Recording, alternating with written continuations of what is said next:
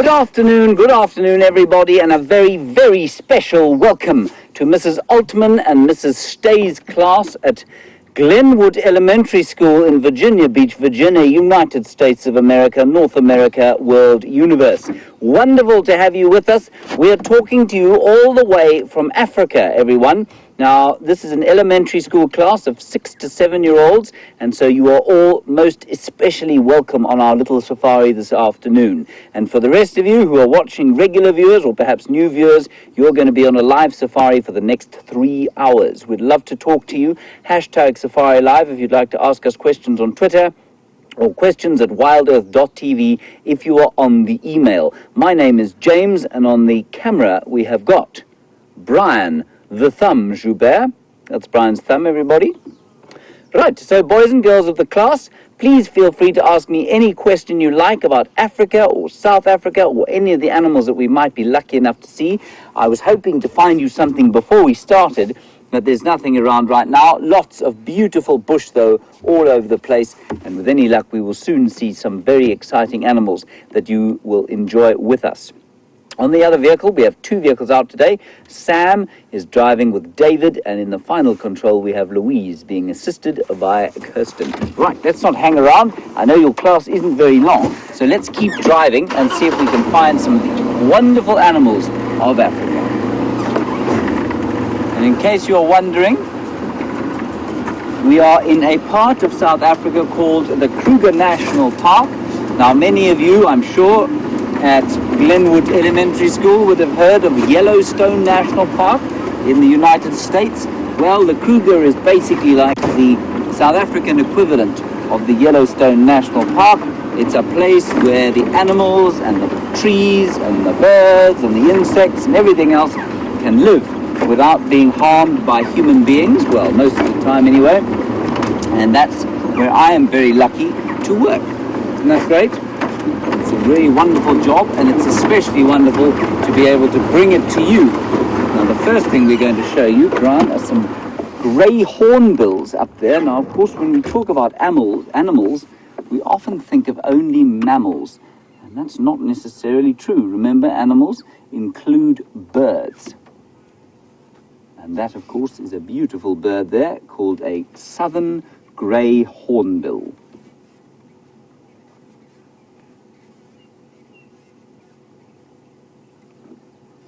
Troy, you've obviously watched The Lion King, and you're interested to know whether or not the Pride Land is real. Well, Troy, I'm assuming that you're talking about The Lion King, and the Pride Land, as it is in The Lion King, I'm afraid, is a little bit of a story. But all of those animals that you saw in The Lion King do exist, absolutely. The lion lives out here, the giraffes live out here, the elephants, the rhino, the hippo, the buffalo, they all live out here. But they don't all necessarily walk up and down and treating the lion like a king. The hyena does live here, and the hyena, of course, is a very beautiful animal, and it is not an evil, nasty animal like they made it out to be in The Lion King. And that bird that you just saw was a hornbill, and a hornbill, of course, is exactly what Zazu was. Zazu was a hornbill, and interestingly, one of our local languages called Zulu or isiZulu, in that language, the word was the function of that little bird. Advise and give good counsel to little Simba. Now we're hoping to find a little, but let's keep exploring. We've got a question about what the hornbills eat. It's a very good question. And Judy, those hornbills like to eat fruits, they like to eat insects, they like to eat sometimes even small reptiles. That's the main sort of thing that they eat. Lots of insects though. Just about all birds out here will eat insects. I'm just going to stop. I can hear something. Is it on the vehicle? I don't know. I'm also hearing it. It's going, choo! Yes. Choo! And it stopped, everybody. So I'm assuming that it's probably something making a noise in the car. Let's keep going. Yes, it is in the car. Interesting. Never mind that. Let's see if we can find some animals. There was a very big herd of buffalo around earlier. Now our buffalo are very different from your buffalo. Our buffalo are big and black, and they've got enormous horns, and their hair is very short. Unlike your buffalo at home, well, you probably don't have too many buffalo in Virginia Beach, but you'll have them in the American National Parks. They're all big and shaggy, aren't they? Very different from our buffalo out here, which I wish I could find you. Now, Farah, a very bird. You want to know how many birds there are in Africa? Well, there are over 900 species of bird in South Africa alone.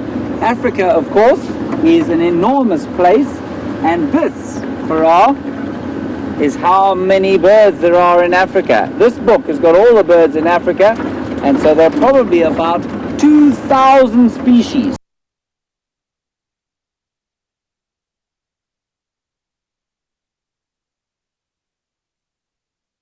Of birds in all of Africa. That is a lot. 2,000 different kinds of birds in Africa. Remember, Africa, everybody, is bigger than the United States, much bigger. In fact, you could probably fit the United States into Africa about 2.5 times. Hooray! We're going to go across to Sam. He's got another wonderful bird to show you.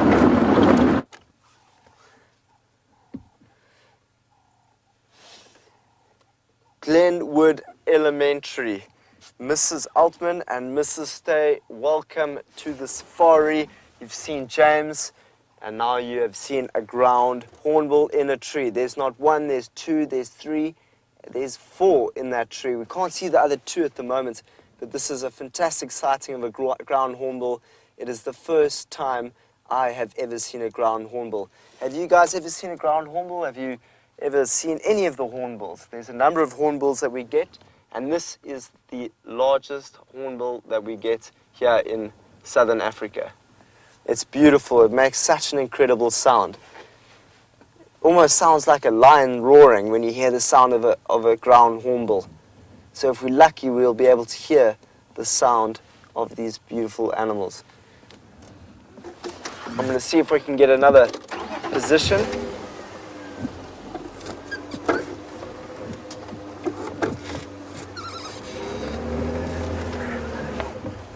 Hello, Maya.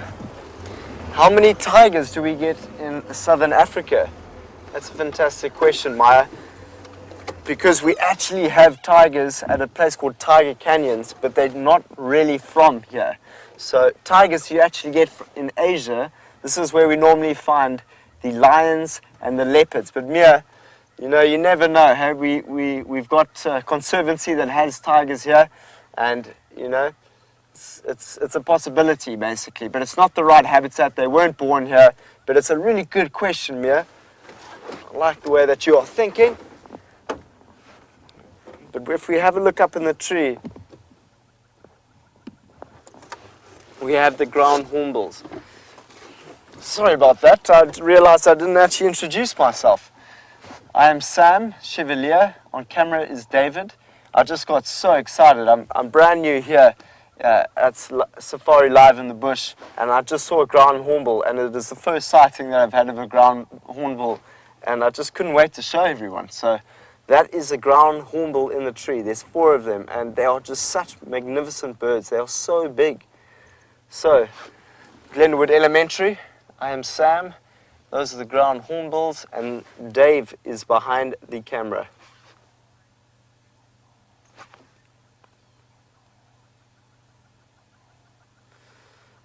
So, it's the same size as a turkey that you get in America. That's the best way in which I can compare the ground hornbill to the turkey. Yeah.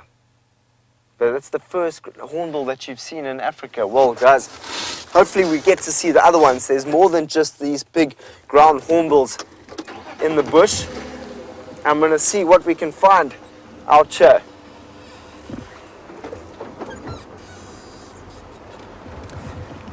Let's go and see how James is doing with elephants.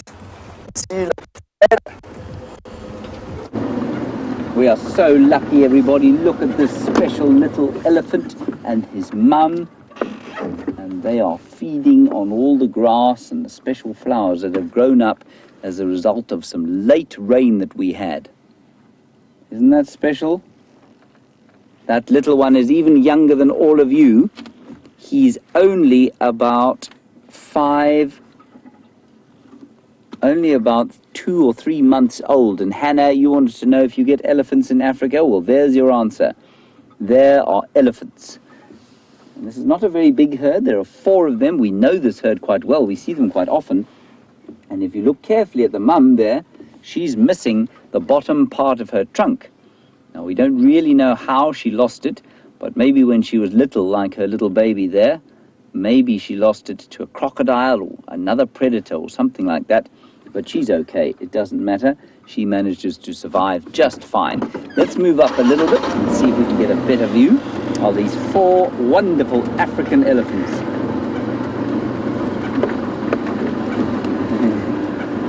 The little one is just running because he's running because he wants to be with his older brothers and sisters.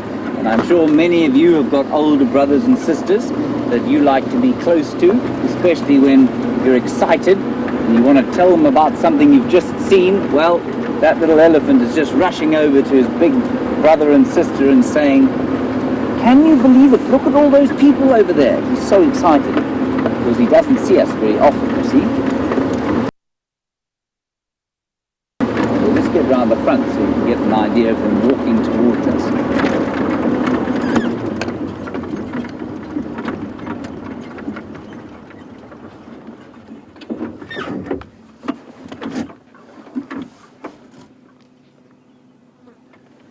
There's a very interesting question from Pamela, who wants to know why animals live in Africa. Well, Pamela, animals don't really have a choice where they live. They're not like us. They can't get on a plane and fly somewhere else. But there are animals all over the world, Pamela. I don't know how much geography you've done, but there are 7 continents in the world, and on all of those continents there are animals. Even in Antarctica, which is frozen all of the time, you get penguins and seals, which all live around there. And so there are animals on every continent. And so that's just the way it has happened, Pamela. As the world has developed over many billions of years, so animals have developed in all parts of the world. From the smallest little animals, so the smallest animal we get here would, I suppose, be something the size of an ant, up to the size of these incredible elephants. And you find them all over the world. You'll find animals, but some animals are better suited to other areas than others. So you don't get elephants in the United States because the habitat, the kind of environment that they live in, the right types of plants for them to eat don't exist. But you get elephants in Africa because they do. And we don't get bears here, for example, but you get bears, obviously, in America. Now, that elephant is very close to us now, only about, say, 10 or 12 feet. I'm just hiding out the way so you don't get my face instead of the elephants. And there's the mother and the little one. Look at the little one, just lifting its ears as if to say, "What do you guys want?"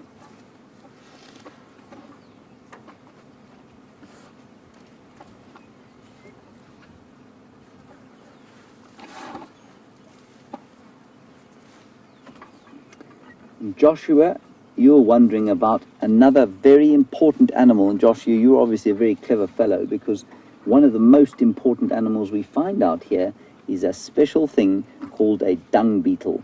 And Joshua, you want to know what color a dung beetle is. Well, while you look at the elephants, I will find you some pictures of dung beetles. Dung beetles come in all sorts of colors, Joshua. The best colored dung beetle we get is beautiful, sort of silvery green. And I'll show you a picture of him while you watch those wonderful elephants. And they're feeding, they're eating grass, they're eating flowers, they'll also eat seeds and fruits. But there are not many fruits around now, so they have to eat grass at the moment. And you might also be able to hear that special bird calling. It's called a ring-necked dove.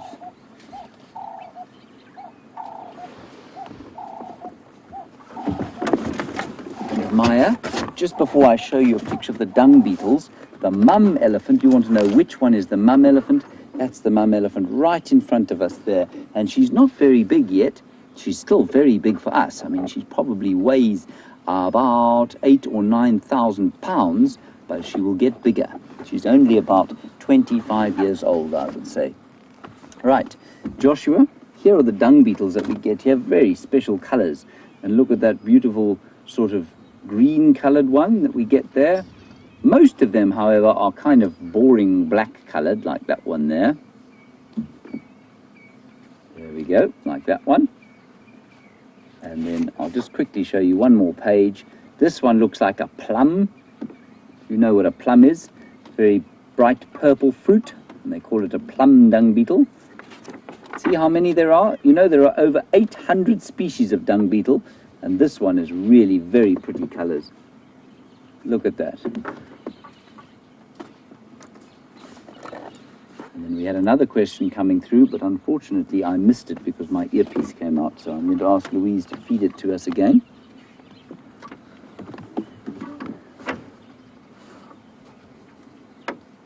And Troy, you want to know why dung beetles are small? Well, Troy, again, it's just because it's easier for them to be small than it is to be big. Imagine a dung beetle was the size of an elephant. It would be very difficult for it to fly, and it wouldn't be able to find enough dung to eat. So if you're little, you can find enough to eat because you don't have to eat very much. It's just like you don't have to eat nearly as much as your mum and dad or as much as your big brother and sister because you're just smaller. And so if you're a dung beetle out here, there's not enough dung if you're too big. If you were the size of Brian, who's enormous, if you were the size of Brian, you wouldn't find enough dung to eat and you'd be very hungry all the time, Troy. Let's just go around the corner here and get another nice look at these elephants. We're very lucky to see these. And I hope that many of you will be able to actually come out here with your families one day and come and see these things for real. It's a very special feeling seeing a tiny little elephant like that. I know you guys are 6 and 7 years old, and this little elephant is probably, well, we know how old he is. He's about 3 months old. That's more than 5 years younger than all of you.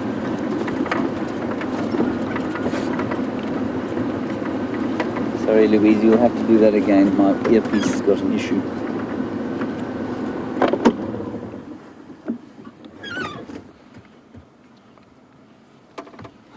And Jaden,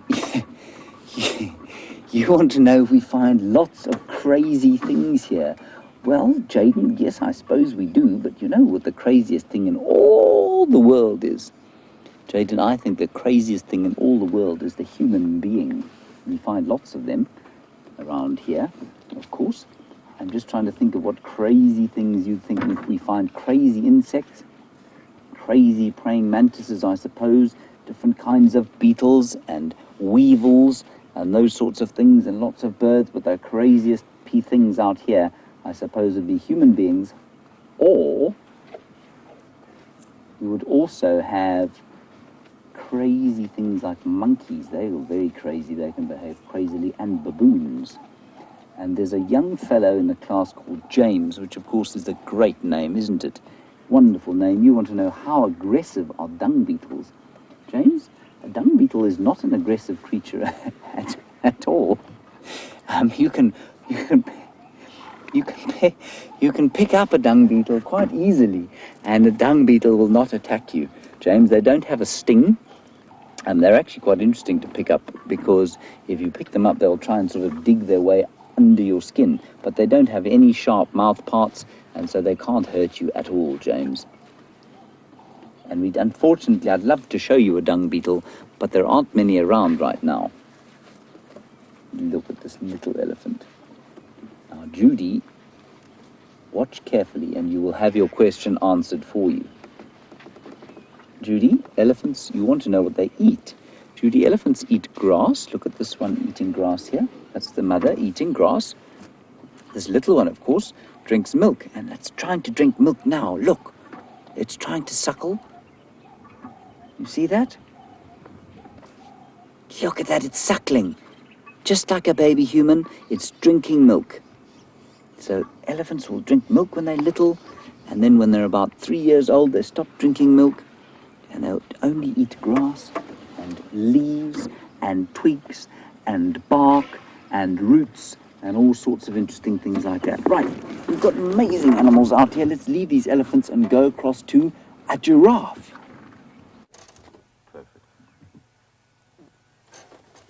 Oh my word, everyone, look at the size of this animal. It's a giraffe. Look at this, how long its neck is. Oh, and there's a young one there too.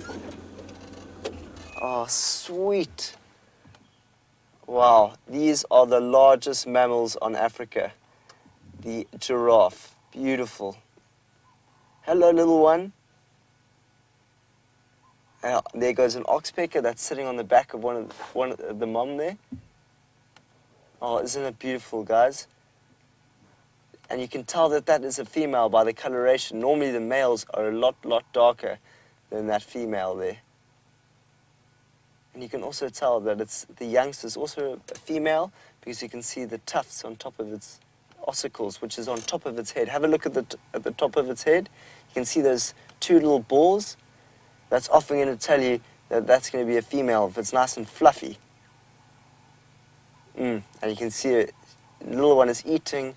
Got a nice big bolus, which is what they do is they chew on grass and browsing. They browse on leaves and it's called a cud. And then they'll just chew, and then it will swallow, and hopefully we'll see it swallow. And when it swallows, you'll see the lump go all the way down its neck. It's incredible. And it'll come back up.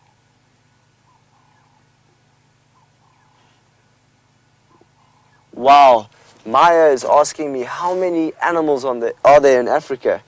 There are so many animals in Africa. I don't even know where to begin.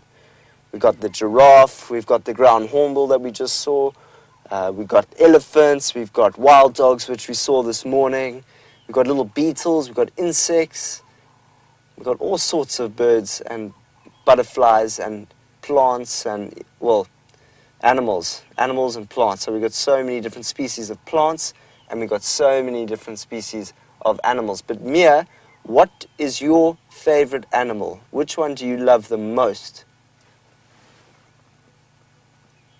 Ooh, so sweet.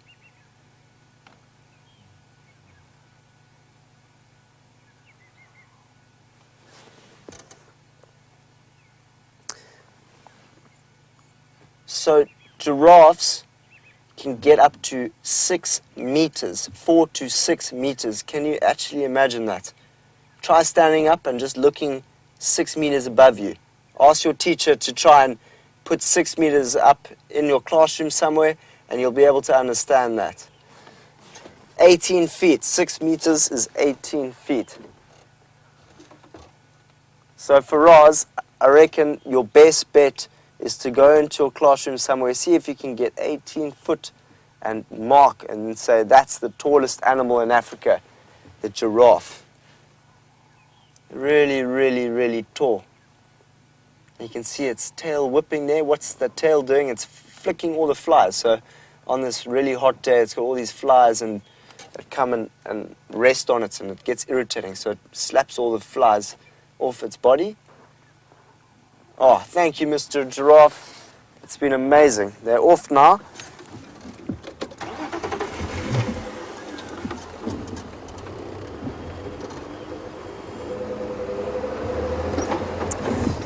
Joshua, you're asking, do giraffes sometimes eat flowers? Yes, sometimes they do. They love a plant called the knobthorn, which is a big tree with big knobs on it, and it has these flowers that come out, almost like flowers that come out, and they really like to eat those on the acacia nigrescens, which is, the knobthorn, big and knobbly.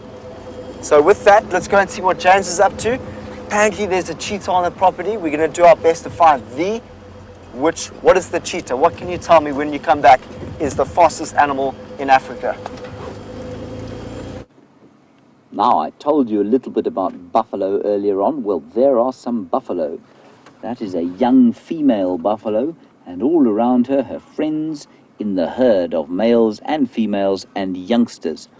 And so very different, as you can see. I'm sure you've all seen pictures of your buffalo there, the bison, the famous American bison, that used to cover the plains of the Old West in thousands and thousands. Well, these buffalo, rather the same, used to cover the plains of Africa in their thousands. And now not quite as many as there used to be.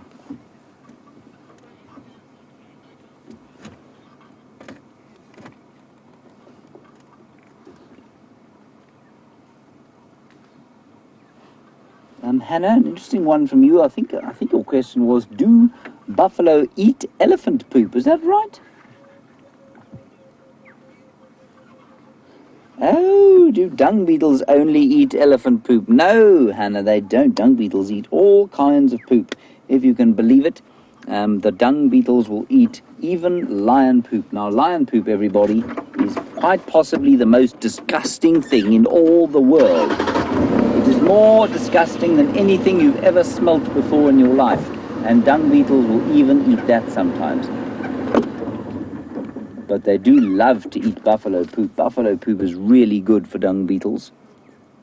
And I just wish we could actually find you a dung beetle. But I was saying the rain has not been a lot this year, and so we haven't had many dung beetles at all. And they need the rain because they need to bury the dung under the ground. Otherwise, they can't lay their eggs in it. And so the rain has to make the ground soft in order for them to live properly. We haven't had much rain, so we haven't had many dung beetles this year. They're some of my favorite animals, as clearly they are the favorites of many of you. And this buffalo is watching us, interested to know what we want.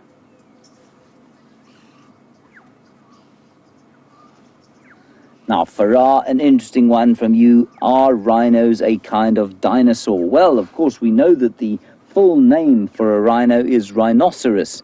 But remember, it's not spelt the same as dinosaurus. It's not rhinoceros, it's rhinoceros. And so, no, they don't, they're not anything like dinosaurs. Remember, and your teachers will explain what I mean by this, a dinosaur was a kind of reptile, like an enormous lizard. In fact, if I'm not mistaken, dinosaur means thunder lizard, if I'm not mistaken. I might be wrong about that, but I think that's what it means. And a rhino is a mammal, the same as these buffalo, the same as you, the same as the elephants. We're all mammals together, so we're not the same as the dinosaurs at all. And you can see how peaceful it is out here.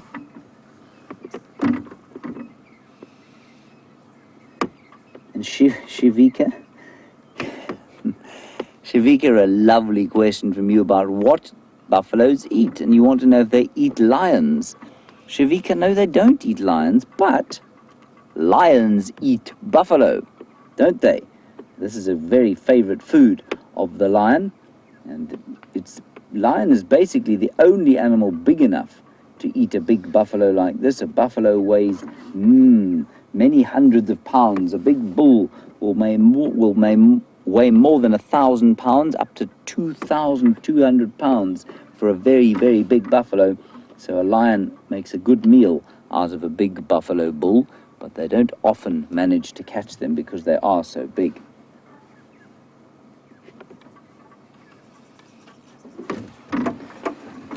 Hello, James. You're interested in how strong a buffalo is. Well, a buffalo is even stronger than Brian on the back here. It's even stronger than me. It's even stronger than your dad. It's even stronger than a cow. So it's a bit like a cow, but have you ever been on a horse, James? It's probably about as strong as a big horse. So that's quite a strong animal. You could probably make them pull a cart like you could make a horse pull a cart, but they are rather they're too angry. You can't tame them. You can't tell them to put a bridle on because they get very upset when you do that sort of thing. And you don't want to have an upset buffalo around. So they are very strong indeed.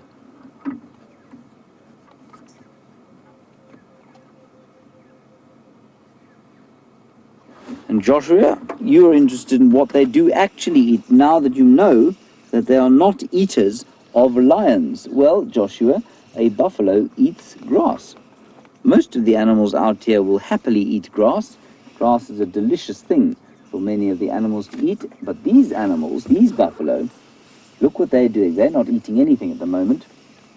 And they're not eating anything at the moment because they are chewing the cud. Now, you may have heard that term before, chewing the cud, and what that means, and you can be very glad that you don't have to do the same thing. There, you can see some of them might be chewing. And chewing the cud basically means, there, that one's chewing, you can see. That means that it bites the grass out of the ground, swallows it quickly, and then when its tummy is full, it lies down on the ground, and guess what it does? Ugh. It vomits up into its own mouth and then re-chews the food. Now, that's a very clever way of eating if you have to eat grass, because grass, of course, doesn't have very good nutrition. And so if you want to remain healthy as an animal, it's quite a good idea to chew your food twice to get as much nutrition out of it as possible. And there are lots and lots of animals out here that do that. Your American bison do the same thing. These buffalo do it. All of the antelope out here, even those giraffe that you saw with Sam, do that kind of thing. They re-chew their food, and they're given a special name for that, and that name is ruminant. They're known as ruminants, but you don't have to remember that.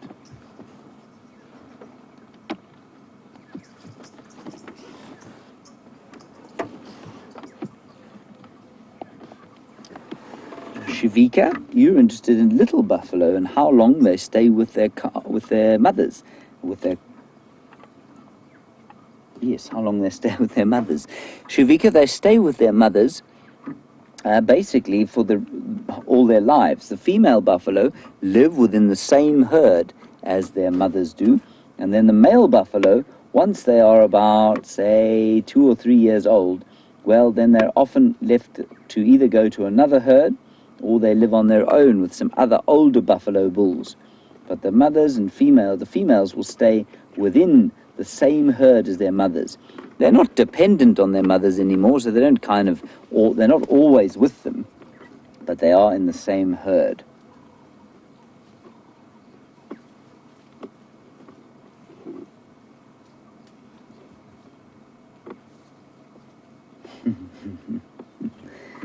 And of course, a very valid question for Africa. Jaden S., you're interested in what we do if an animal attacks us. Well, Jaden, you know, it actually doesn't happen very often that an animal would try to attack us. And the first thing you have to do is stand still. You must never run away from an animal out here. Sometimes you have to climb a tree, but the first rule is don't run. Just watch. And normally, you see, because an animal is normally saying to you, go away and leave me alone, it doesn't actually want to hurt you. If you stand still, you will be fine.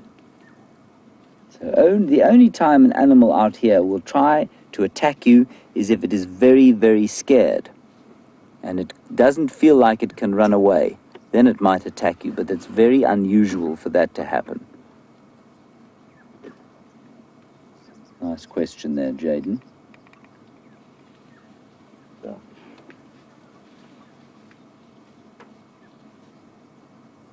Right, I think we should probably move along now. See what else we can find. Maybe I did believe there were some elephants up ahead.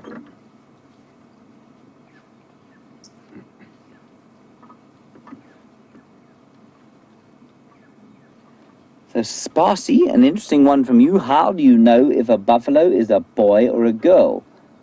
Well, you basically have to look between its back legs in the same way that you can tell if a dog is a male dog or a female dog. You just have to look between its back legs. And that one there that we were looking at there, if we go a little bit forward,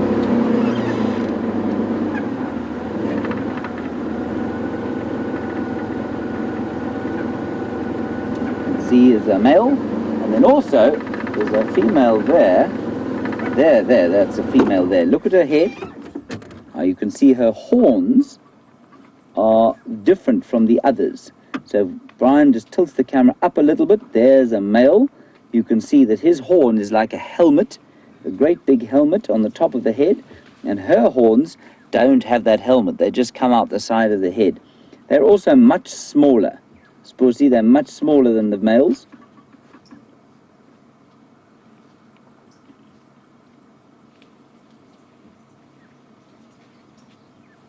That's a big bull there. Let's go forward. Now, Madeline, let's go forward. Let's leave these buffalo for now and quickly see if we can't find you something similar to what you asked about. You've asked about gazelle. And do we get gazelles here? No, we don't get gazelles. Gazelles, we find one kind of gazelle in South Africa, and that's called springbok. And the springbok doesn't occur here. It likes to live in the desert up to the north of the country. But we also find something called antelope. And antelope here, we got lots of different kinds, 9 different kinds of antelope, and they look very similar to some gazelles, and we'll see if we can't find those. But in East Africa, you get lots of gazelles. That's in Tanzania and Kenya. You get 3 or 4 different kinds of gazelle. But to you, I imagine, an antelope will look almost exactly the same as a gazelle. And we'll just see sometimes they're in these clearings up ahead here. Some impala, they are the most common gazelles or antelope that we get here. But I don't see any today. They haven't come out to see you, unfortunately. Which is sad, but they might pop out just before you leave us. Let's keep looking.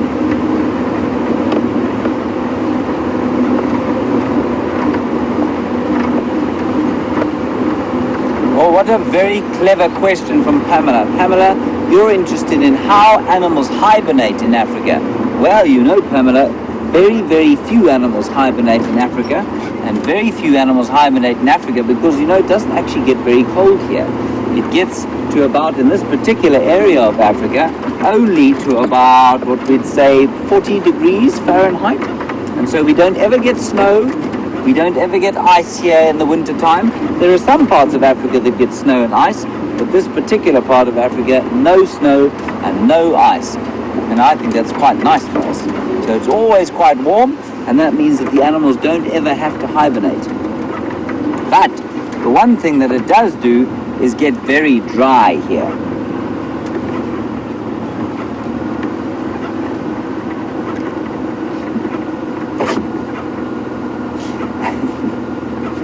Now, Jaden is going to turn around here because I think we might lose our signal if I don't. Jaden S., you're interested in what happens if a bird takes the camera. Well, Jaden, I mean, the camera is quite heavy. Brian, how much do you think it weighs? At least 20 pounds. 20 pounds. So it would have to be an enormous bird to take away this camera. But, of course, birds wouldn't try and take a camera because they can't eat a camera. A camera doesn't taste very nice, does it, Brian? And especially not for some of the birds here. So the biggest eagle we get here is a martial eagle, which is about that big. See how big it is? It's bigger than your screen. There we go. It's about 3 feet tall. And a martial eagle likes to eat big lizards. It doesn't like to eat cameras. Cameras are too hard. I'm just going to drive down this road here and see if we can't find an antelope for you to look at. Sorry, Shavika, I've missed your question. What was that about? Geese, maybe? You want to know if geese live in Africa, Shavika? They do. We get a very famous goose here called the Egyptian goose. Just remember, though, we're in a very small piece of Africa here. And Africa extends way up north to the Mediterranean. And you'll see, if you, in your next geography class, ask your teacher to show you a big map of Africa. And you will see that to ask if geese live in Africa, well, yes, thousands of geese live in Africa. In this area, we do get some geese. Not very many, but we do get some. Look, look, look. There's a grey go-away bird. Now, what I want you to all do while you're sitting there in the classroom, try and pretend that you are a grey go-away bird. And Brian and I will tell you how to make the noise, and then you can make it in the class. Brian, are you ready? I'm ready.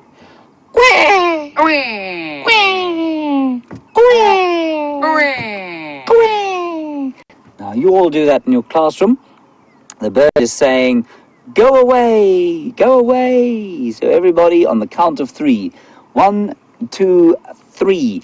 Quack, quack, quack.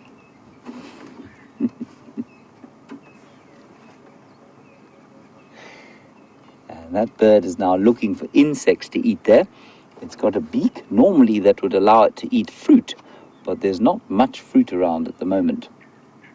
And so they have to eat insects. Aren't you glad that you don't have to eat insects if there isn't fruit around? You can just go to the store and buy some fruit. But that option is not available to these grey go-away birds, so they have to make do with insects.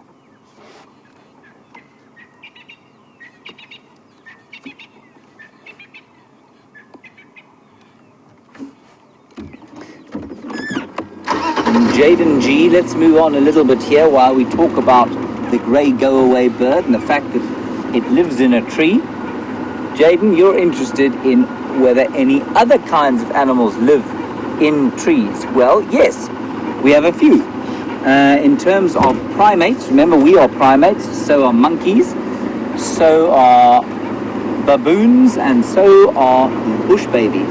So those 3 species, bush babies, monkeys and baboons, they will all spend time in trees. They're not always in trees. A bush baby is normally in a tree, monkeys quite often, and baboons like to sleep in trees. But otherwise, most of the animals out here, of course, live on the ground. And a leopard, which is a very famous African predator, will climb into trees and rest in trees, but they don't always live in a tree. They'll just normally rest there for a little while. I really can't believe we haven't managed to show you an impala yet, because they're normally everywhere. An impala, most common antelope that we find in this area. And I'm very glad that all of you, well done that you did your go-away bird call. That's very good. Well done to you. And I hope that you go home and tell your parents about the grey go-away bird and make the call at home as well. Perhaps around the dinner table would be a good place to do it. Just not with your mouth full, remember that.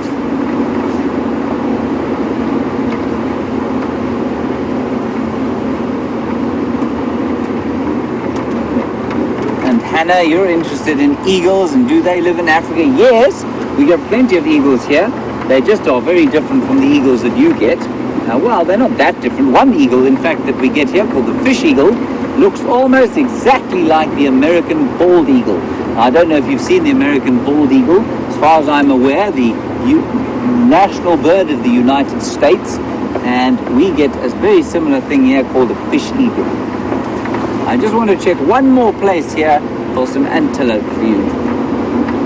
And maybe there'll be an eagle there as well, or something. Can't believe that we haven't seen an impala. We normally see them all over. We'll go around the corner here. The other thing we might be lucky enough to find is some berries to eat. Brian, you're in luck. How excited are you to eat some berries, Brian? So excited, James. So excited, overwhelmed.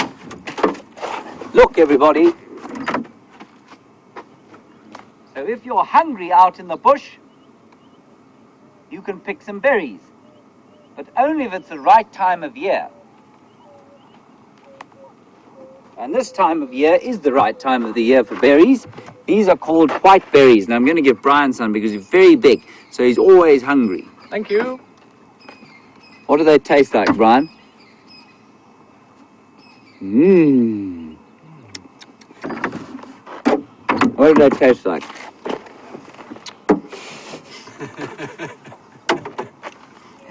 Delicious raspberries. They taste like, I don't think they taste like raspberries. I think they taste like peas, but they're not very nice. They're not very nice peas because they're not ripe yet.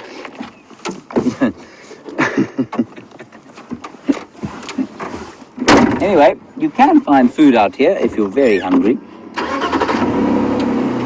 You can get used to it, even if it doesn't taste quite as nice as the food you might find in the store.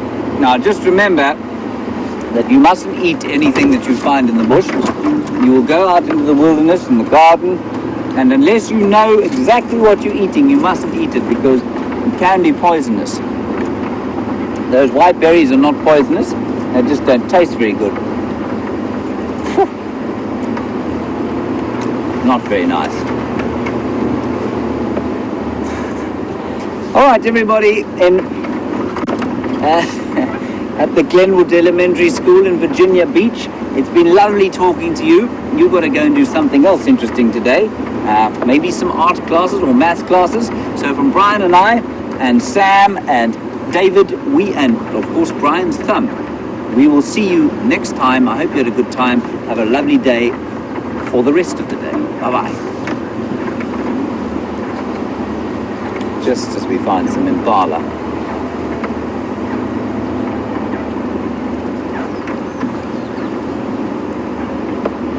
So we have found some impala, everybody. I will now stop talking like this, of course, because I'm now addressing largely adults. Aren't I, Brian? Yes. So I shall return to a rather more sedate way of speech. Here we have some impala grazing across the plains. Splendid, splendid impala grazing across the plains. Very comfortable, eating the grass. Lovely soft afternoon African light here. Beautiful. I'm just going to take a breath, everybody. I found that quite intensive, those little kids, of wonderful questions. I think my favourite being, are dung beetles aggressive? I did find it a little difficult not to giggle every so often, but it's just so great the way kids see the world, isn't it? Things that you and I would never think to ask or think about.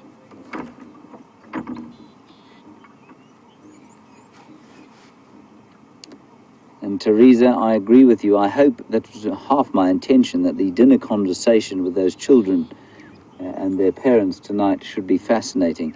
I especially hope that they all go home and make the go-away bird call all afternoon long. I think that would be most amusing.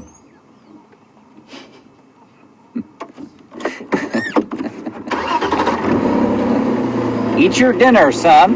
Quack, quack, quack. That's enough. Quack.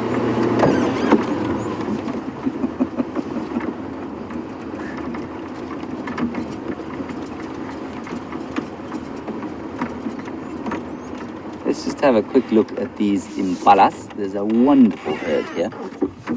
And you can see all the ones that were born in November, especially the males. The females not so easy to tell, but the males by their little horns that have come out of their heads, and they've got a lovely Afrikaans name, impala of this age. They're called penkop, and that basically means a pen head, and obviously because there is a pen-like horn sticking out of their heads, so you'd call this age of impala a penkop. And just before we go across to Sam, Brian, can you see that one over there with its hips sticking out? Just walking away there. That's strange. That doesn't have, it's not in good condition. Hips really sticking out, not in a good way, and I wonder why. Maybe some kind of disease. All right, my plan from here is going to be to go down, check Treehouse Dam, see if we can't find some sign of those wild dogs, or maybe even the magnificent Karula and her babies. We'll go and check the southern boundary and then head east and see if we can find the dogs. In the meantime, let's head across to Sam Chevalier and find out what he is looking at.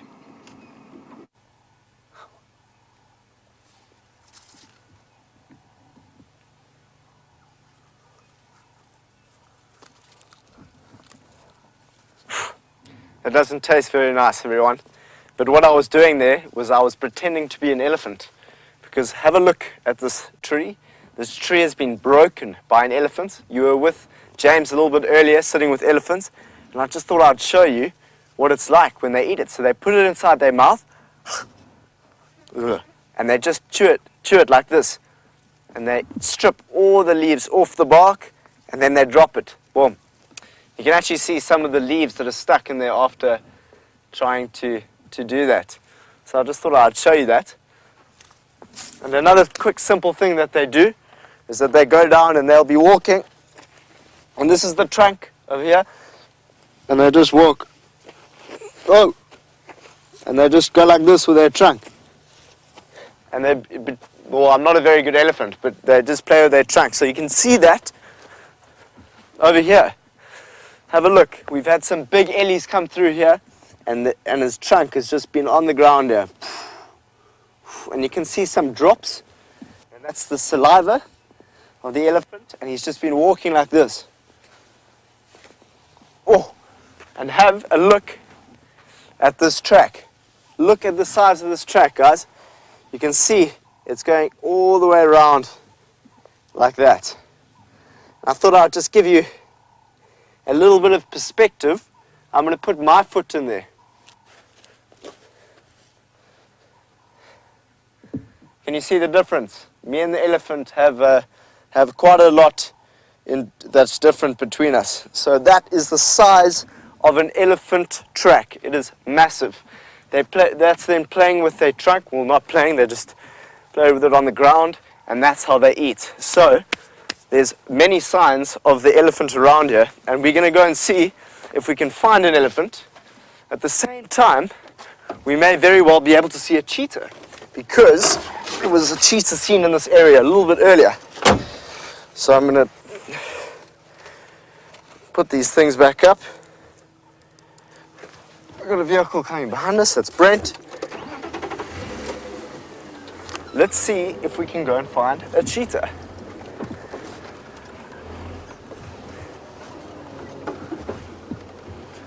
Hello, Brent. That's Brent and Rebecca, everyone. Hello, Brent and Rebecca. Hello. How's everyone doing?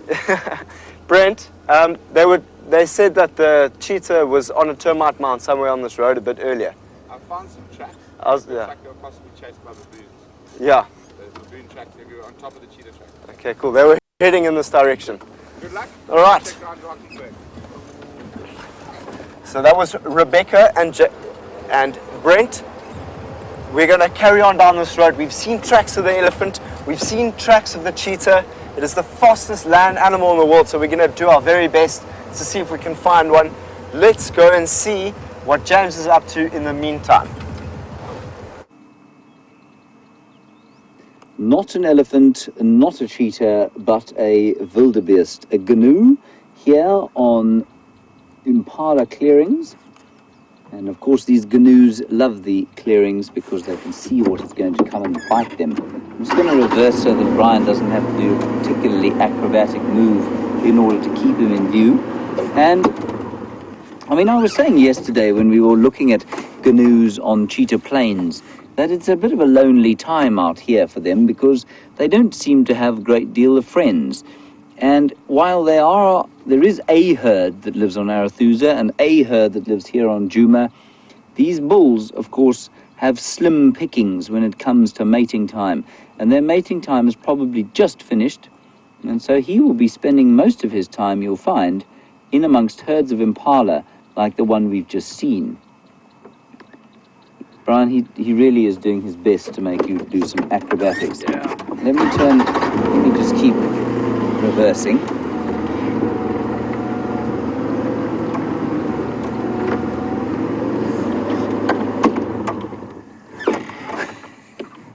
He's basically walking a circle around us. Every time I turn, he turns too.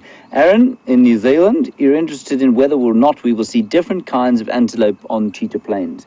Aaron, it's unlikely.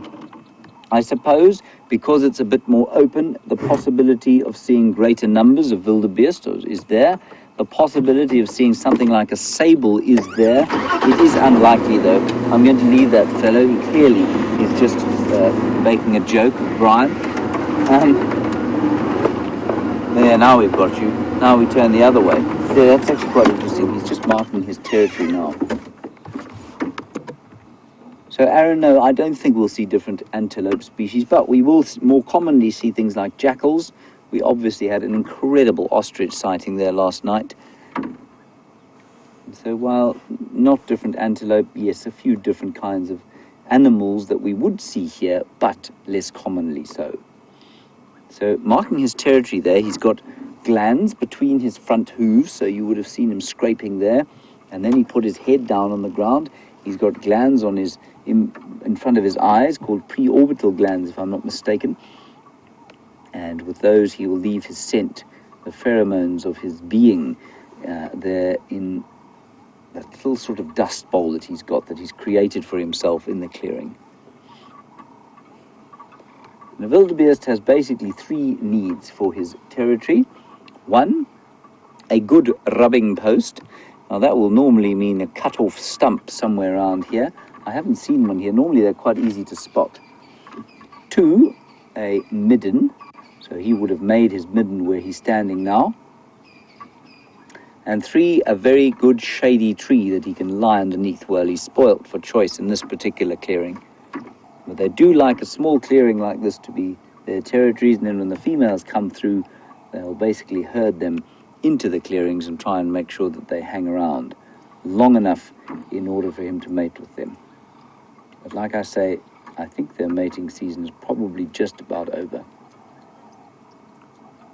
I haven't seen our big herd around for a little while. They've done so well this year.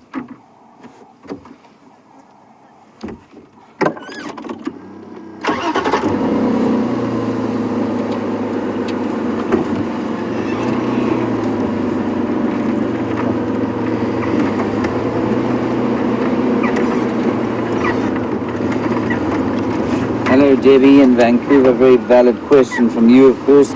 I said yesterday that duiker are not only herbivorous, that they have been seen eating birds sometimes, and you very wisely have asked how on earth do they catch birds.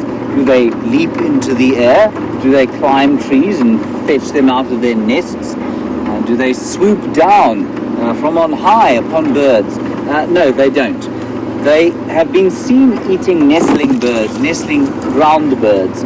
So something like I don't know, Franklin chick sort of huddling in the nest might become a victim of a duiker. And I suspect it's only been seen probably once or twice, but it is not uncommon for a herbivore to go to it's normally bone sucking. They'll normally suck on bones, but sometimes they will eat carrion. They will go and eat sort of pieces of rotting flesh every so often, just if there is a major nutritional deficiency of some kind, and they know that the meat, I don't know how they know, but they know that the meat has got some form of nutrition that they need. Possibly it's iron. In the case of bones, it's calcium and phosphorus that their bodies tell them they need. And I always found that really fascinating, and I'll tell you why. Because we as human beings, in theory we are, we learn about food, and we learn what we're supposed to eat, and you've got to have a green and a yellow and a starch and a meat. And then when our children don't eat the way we think they should, then we try and force feed them. Our bodies have the most amazing innate ability to tell us what we need to eat. And this whole notion of 5 fruits and 5 vegetables a day, and you must eat either 3 times a day, and then newfangled theories that you must eat 6 times a day in small amounts. I mean, the most obvious dietary pattern to follow, I think, is to eat as naturally as you can, so as food as natural as possible, and secondly, to listen to your body, because your body is a remarkably, what should we say, it's got an incredible ability to regulate itself and to tell you what it needs and to find out what it needs. And your body needs completely different things from friends' bodies. Obviously Brian's body needs completely different things to my body. What's up, Brian? How was that granola bar? Delicious. You see, Brian's body needs granola bars every so often. And so that the duiker should know whether it should eat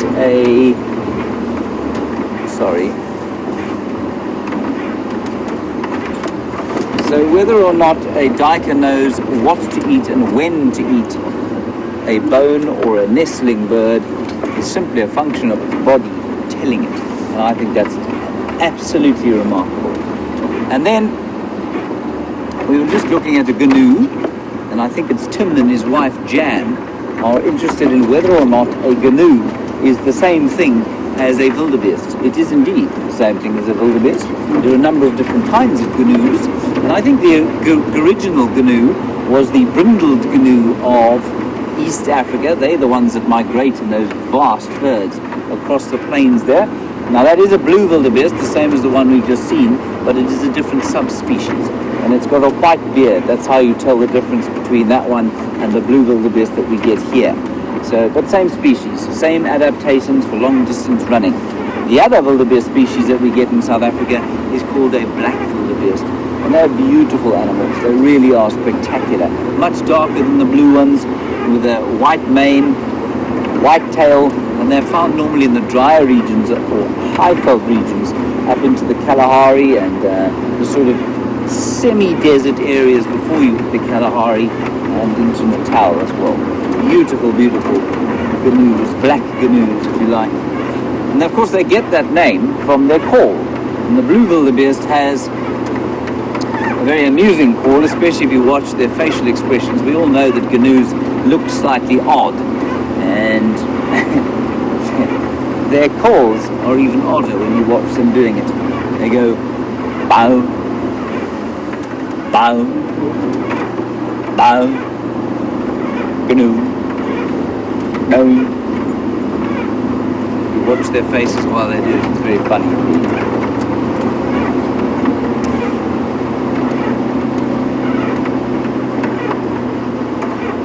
Now you may be hearing every so often a wow, wow, wow. I don't know what it is.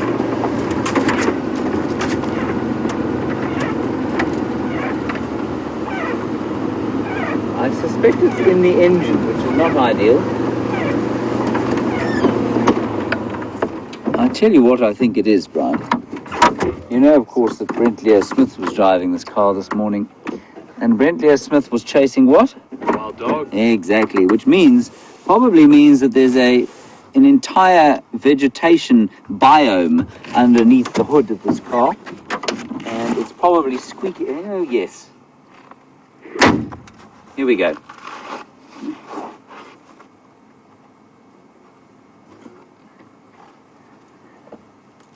That's the first one. I think we better just open the hood and look inside. And of course in other parts of the world, other than the United States, we call this a bonnet.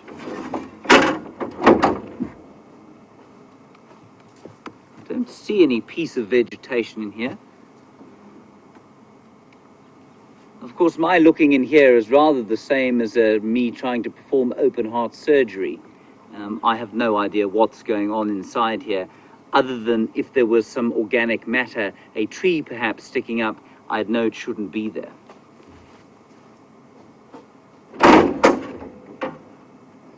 Can't find anything in there that might be making a noise. Maybe it was that stick. Shall we drive on and see? Let's see if that's made a difference. No.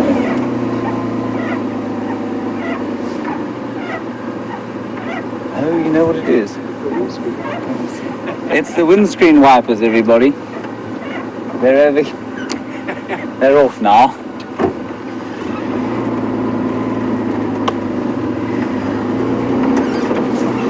I must apologize for casting aspersions on Brent Leo Smith's character there. Not on his character, but on his treatment of the vehicle. It's entirely my fault.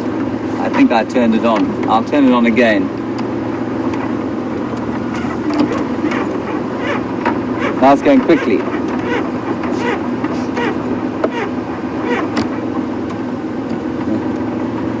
Marvelous.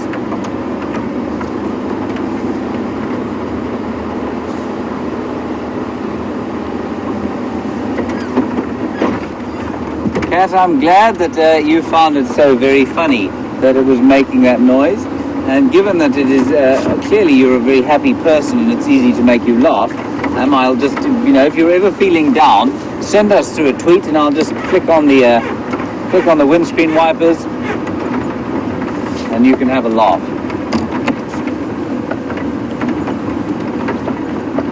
Yes, they're off now. Unless they're on intermittent.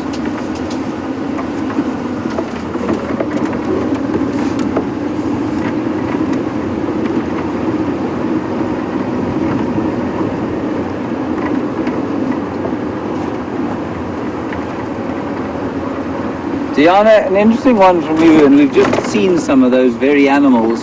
You've asked, is there a term for an animal that is both a browser and a grazer?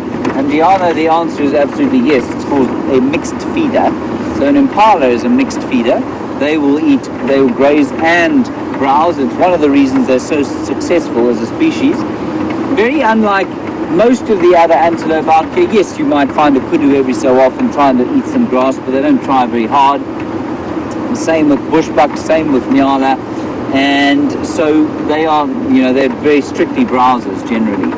A mixed feeder is something like an impala, and then you want to know also what would you call something that samples every so often, something like a bone or a piece of meat. Well, I guess strictly speaking you'd call that thing an omnivore, but I don't think that any of the animals out here or any of the herbivores eat sufficient meat to be called omnivores. The one exception, of course, is the warthog.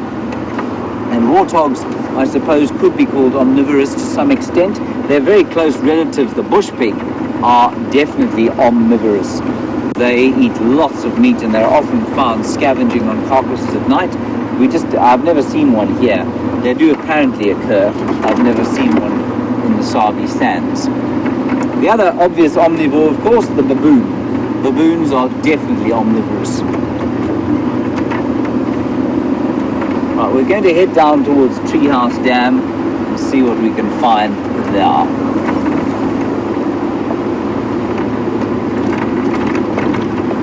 Declan, a very valid question. You're 11 years old and you're clearly something of a genius. Before I answer your question, Declan, there's a bird there, Brian, that is incredibly sharp of you to have seen that. It is an eastern paradise wider with its long black tail, unusual for this time of the year because by now they should almost have lost their tails and gone into their winter plumage. Isn't that fantastic? Now that bird is basically saying to something like a little sparrowhawk, come and get me. Easy to catch. And it's advertising for females, and the females are going to be most impressed because it's taking a huge risk by flying up into the sky like that and exposing itself to attack. It's very slow with that tail.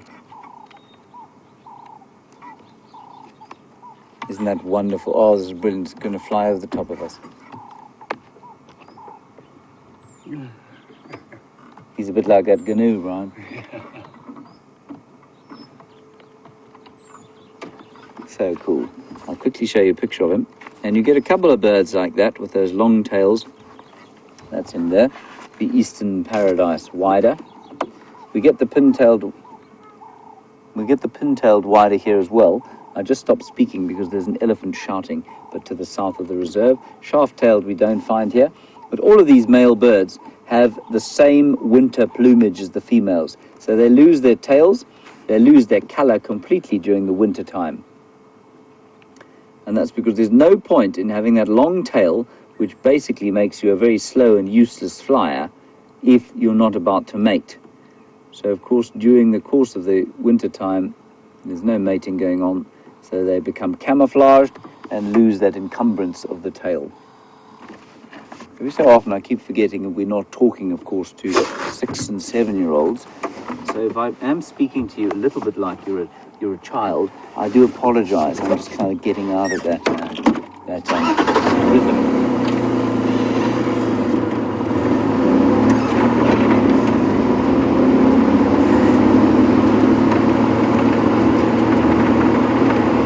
It is so fascinating trying to see this world through the eyes of a 6 and a 7-year-old, especially not an African 6 or 7-year-old.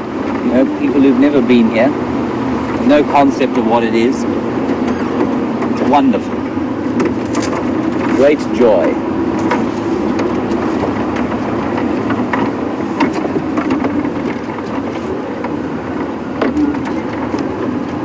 Now, with any luck, those dogs will pop out at some stage, either around here or in the far east. And Brent is around the far east of the reserve having a look.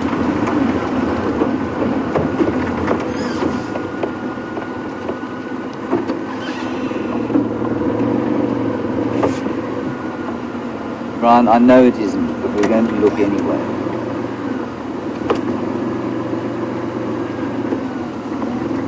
I see. Oh, look at that. See if you can spot what I spotted. And if you can't, don't feel bad, because I spotted nothing. That bit of yellowness there in the middle of your screen, that's it, Brian. I thought it was a leopard looking out of the bushes at us. As you can see, it looks exactly like a leopard, doesn't it, Brian? Exactly. Exactly. I mean, it is a spitting image of a leopard. Okay, that's embarrassing. All the way from Gibraltar. This is wonderful. Hello, Ian. You're in Gibraltar. I've often wanted to go to Gibraltar. Maybe I shall one day. You're interested in forest buffalo and Cape buffalo, and are they the same species, or are they related? Ian of Gibraltar. I'm just going to say that again because I like saying the word Gibraltar. And their relationship with each other is very close. They are in fact the same species, according to many biologists, and they... Sorry, flown away. Don't worry about them down. Oh, well done, good job. Still there? No? Some grey-headed helmet shrikes, everybody. So Ian, it's just a different subspecies of buffalo. They are very similar, very closely related, and in fact, in many areas, they are believed to be one species and just a different race of the same species almost. And I think, if I'm not mistaken, where they do come into contact with each other, and I guess they would have a lot more before so many people were around in Africa, then they would have interbred. And so the difference between the two would have been very, not nearly as distinct as it is now. So for those of you wondering, a forest buffalo is a very red-coloured buffalo, much smaller than the one we get here. Looks almost identical though in shape. And they are, well, we don't find them here. They're found in the forests of West and Central Africa. Forest buffalo.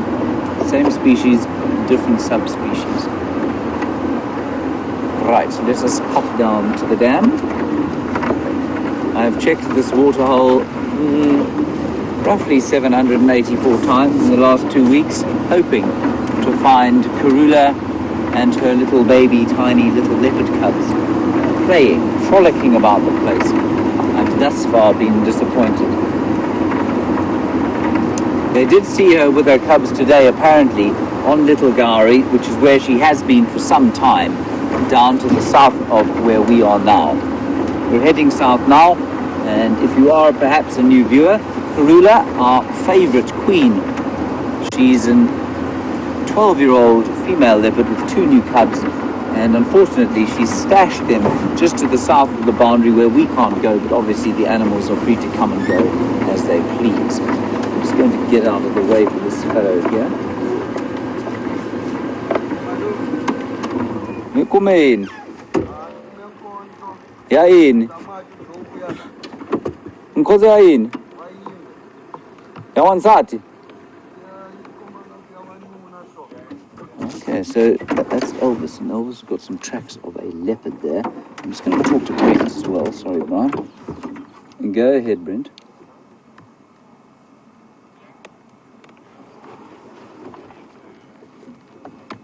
There's Elvis tracking a leopard. He's got a male leopard tracks there. Negative, Brent. The roads have all been dragged, so I've got no tracks. Elvis has just picked up tracks of a male leopard, he says, going off Savage's track towards Shibam. I'm going to go and check the dam.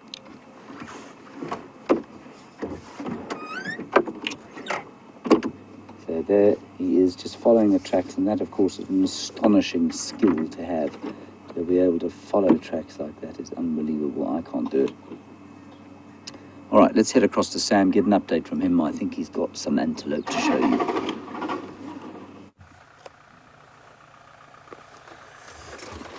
Welcome everyone. We are sitting here with some kudu, some beautiful kudu that are now sitting just behind those trees. Oh, that's a beautiful sighting of a kudu. That's exactly what you want to see when you see a kudu, because you can, it's like they camouflage, they're trying to get the best cover that they can. So this is why this is a good visual, is because you can really see how they can blend into this environment. If you look properly, you can see on the kudu is a couple lines, streaks, but let's try and get a better visual so that we can see it a little bit better. Oh, there's another one. There we go. That's a young one. Oh, sweet. Look how sweet this little one is. Oh, man. And those, now you can distinctively see those white lines on the kudu. Incredible animals. And they can we see his little horns? Where are your little horns? I know, so he must be a young little male. Oh, no, that's great. This is another small one. This is a great shot. Wow. The mother's just behind this little one here. Fitting right into the bush here. Look at those ears, guys. Those ears will move around in so many different directions to hear what is going on in the bush. This morning when we were driving with the wild dogs, we came across an inyala, which is very similar to a kudu. People often make that mistake. And the inyala was hiding in the bush. So as we came past, it was a big male inyala, a young one, and a female. And the wild dogs didn't notice the male that was in the bush, and they went after the female, and they just chased and chased and chased. So it was an incredible sighting with the wild dogs this morning, and they would do very similar with these kudu. If they came across these kudu would run. But what's so magnificent about a kudu is they can jump very, very high, which gives them a great advantage when trying to get away from predators. So just imagine those legs jumping high. They've all adapted different ways to get away from predators. Wow.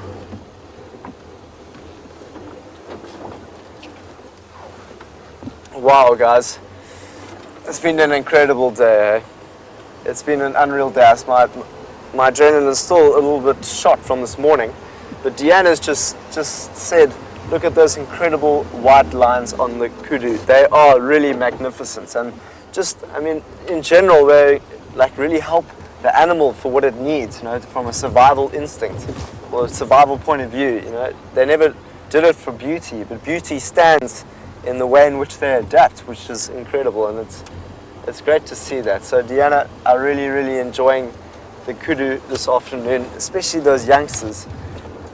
And seeing them with their mother is just such a special thing. But myself and Dave, hey Dave, we had one of the best mornings this morning together. We've only driven with each other twice. This is our third time. Yeah, one of my best. Yeah, it was one of the best, and we were inside of the block, chasing after these wild dogs, and I had the radio going crazy, and next thing I knew, this inyala just shot out, boom, and there were two wild dogs on either side of us that were chasing this inyala.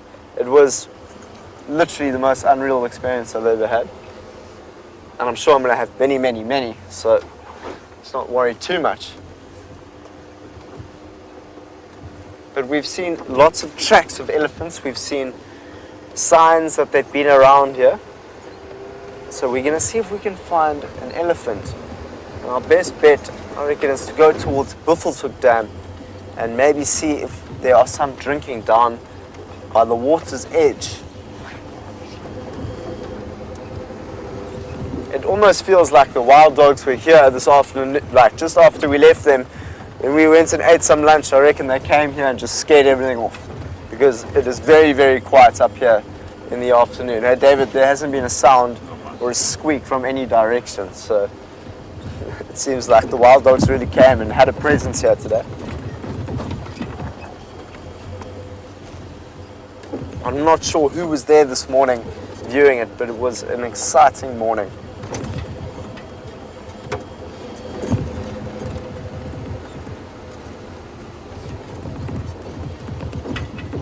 James Richard, you're asking me to keep an eye out for a bushbuck for you. Of course, yes, I'm going to do my very best. They're also great animals to see out here, and we are in the most perfect location to find them because we're in very thick foliage. So just as we saw the kudu in their perfect environment in which that you will find them, we most likely find a nyala or a bushbuck. So I'm going to keep my eyes peeled to find anything.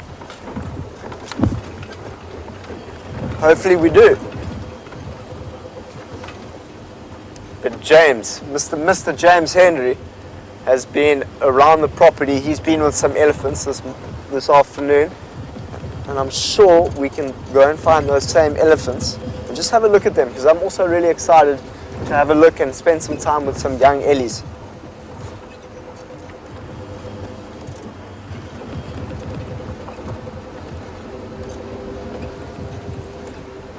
All right. There's an update that there are apparently elephants close to Djuma Dam, so we're going to try and make our way towards there, but at the moment we're about to come into Buffelshoek. So let's creep in here nice and slowly and see if there's anything lurking around here. Potentially a bushbuck for James, I'm searching, or a hippo, or a terrapin, or some buffalo, who knows. What do you think, Dave? I reckon we're going to see something special. Dave reckons we're going to see something special. Buffalo, everyone. Wow. Here we go. Yo, there's quite a few. 1, 2, 3, 4, 5. Incredible, guys. 6, 7. Let's just sit here with the buffs for a little bit and take them in. So, we saw a huge buffalo, large herd, moving across towards Djuma Dam this morning. It was like crazy to see two buffaloes fighting against each other with those big horns. Can you imagine those two horns that you are seeing in the camera now were ramming against each other this morning? It was such an unreal sighting to see at the Djuma Dam. Apparently some people could hear it on the Djuma Dam cam. That must have been very, very special to see. But this is where myself and Dave were moving the other day to try and find the lions. They were just on the other side of this watering hole. So hopefully we can actually see some lions again today. You know, you never know. You know, the last 2 days have just been a whole bunch of surprises. So we have any opportunity to see something. Wow.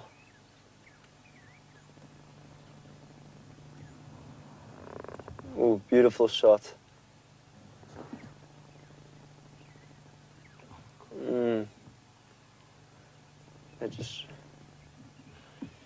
Wow, look how much they're enjoying that water. Lucy in Columbus is asking, Sam and Dave, please can you do another rain dance for us? That's right, Dave, we did a rain dance. We did a while ago. We did it. That was with you. It was you, me and James. Correct. Yes, that was myself and James. As you can see, there is a lot of water in the watering hole. And, you know, I think they might need some more water in this watering hole in order to have a good dry season that's about to come up in the winter. So there's every chance that I might just get out the vehicle with Dave at some point and just see what we can do in terms of getting the gods on our side and bringing the water from the heavens to these beautiful buffalo that are sitting just in front of us. So Lucy, maybe, just maybe, we'll do that. But have a look at that shot. If you are watching at the moment, do a screenshot, because look at that reflection of the buffalo in the water. That's a great shot, Dave. Fantastic. Wow. So cool. You can really see the horns in the water as well. He's a big male. Wow. There he goes.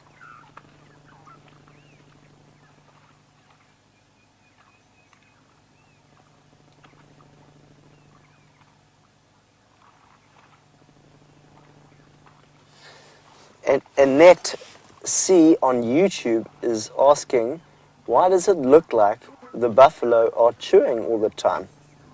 Well, this is a story where you can talk about for a while. There's a number of animals, such as cows, that are ruminants, which means that they eat and graze, and then they chew it. It's called a cud. They make a little cud inside their mouth, and their saliva, and then it goes down into their stomachs, and then it comes back up back into their stomachs, into their mouth, back into their stomachs, into their mouth, back into their stomachs. And it's just the way in which they eat. It's the way in which they can obtain the most nutrients from the food that they are eating. So all different types of animals have different ways in which their stomachs work. You get hind gut fermentation, which is the way in which zebra work. So it's all very, very different. And buffaloes are the ruminants. So if you're interested in studying a little bit more about ruminants, have a look, see what they do. Hashtag Safari Live if you've seen another animal that is a ruminant. Let us know. We'd love to know it. And I'll write it down in my book, Roads, Memories and Dynamics Through Different Areas of Djuma, Arethusa and Cheetah Plains. And that's the way in which we can just learn a little bit more about this ecology. We can learn more about the buffalo, more about the impala, more about the bushbuck. You know, it's been a long time since I've been in the bush, so learning through the viewers is going to be incremental for my growth. It's going to be very important. So I'm very grateful for all the information that you guys have on anything that you find out there.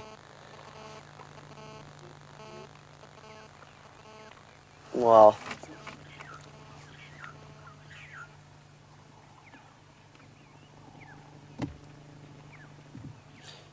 Well, so they're most likely going to be sitting in the water for the duration of today.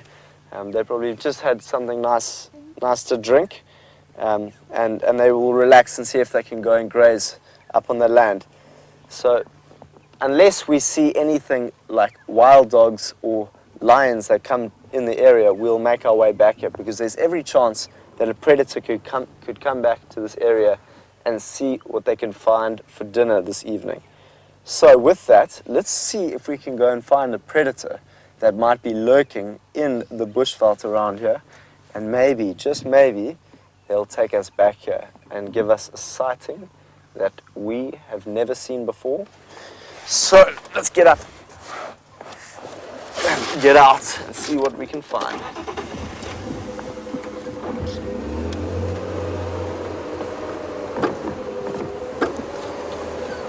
So this morning we were moving very, very quick through it. Oh wow, look in front of us here. It's called the go-away bird. Can you see it?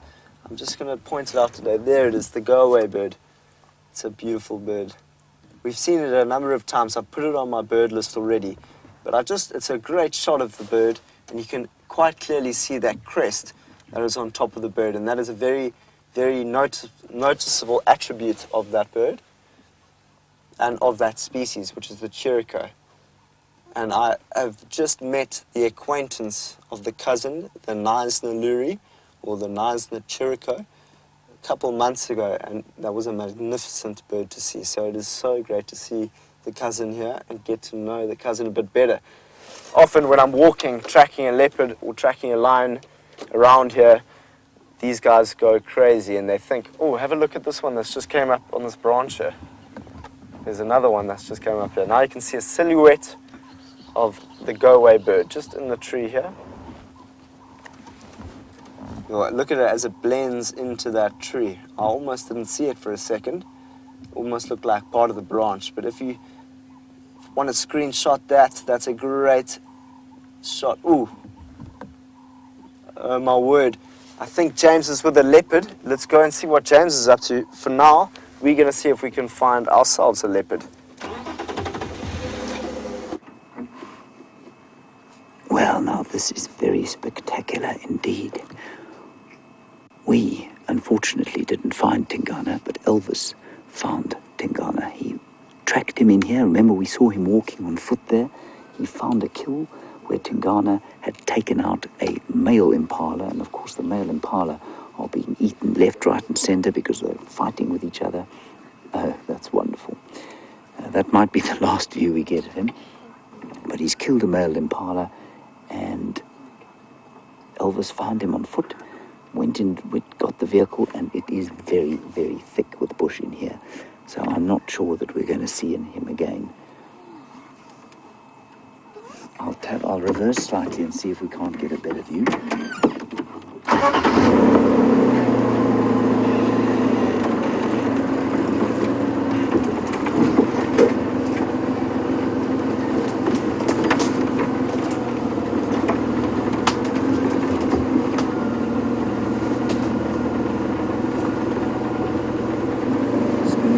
Very slowly along.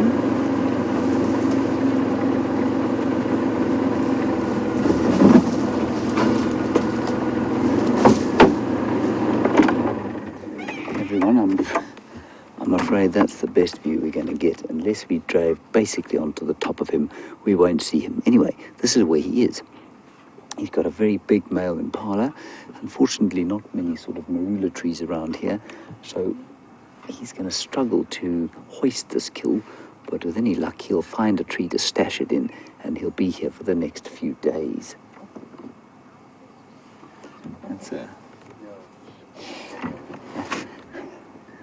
That's a real pity. We did some serious driving to try and get in here because it is very thick. The elephants have made an incredible mess. They've pushed over 100 knobthorn trees in here, and we got that one view, and then as you came live, obviously, he moved away. I'm just going to reverse again a little bit.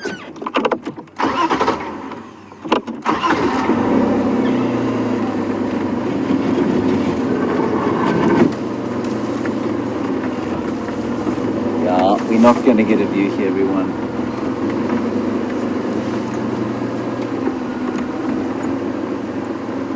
You got any view there?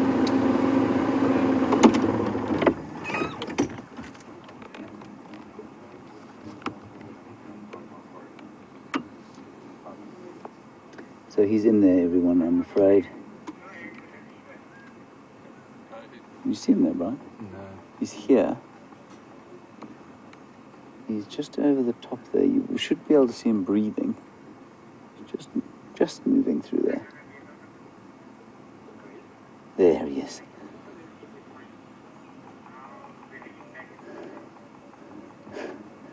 Incredible sighting there of Tingana catching flies.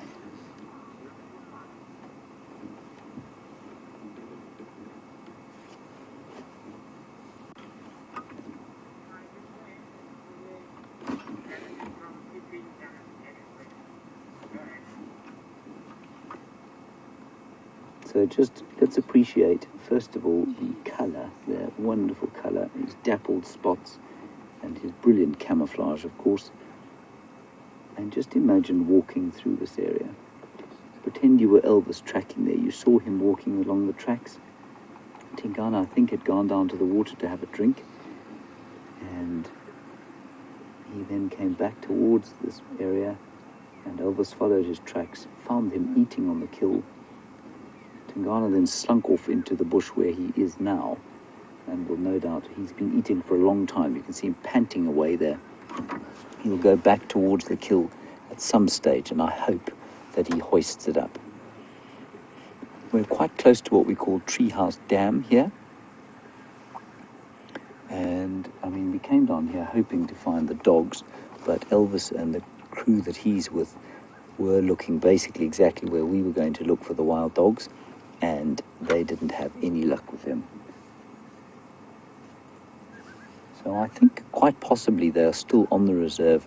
They did do some road maintenance today, which means that all of the roads have been dragged. It means that big heavy tyres been dragged over them, and that means, of course, that tracks are going to be almost impossible to see unless they are smoking hot, basically, unless the animals just walk there now.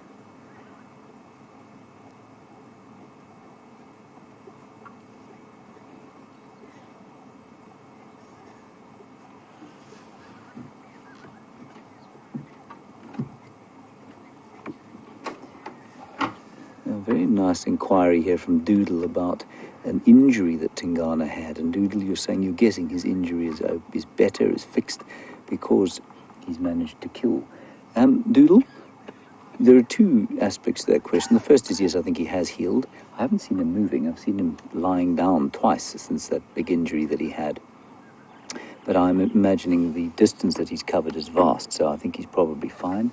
The second thing to say about that Doodle is that it is a male impala. Now, although a male impala for a leopard is, it's approaching size limit for a female. For a male, not so much, but it is still an impressively large animal.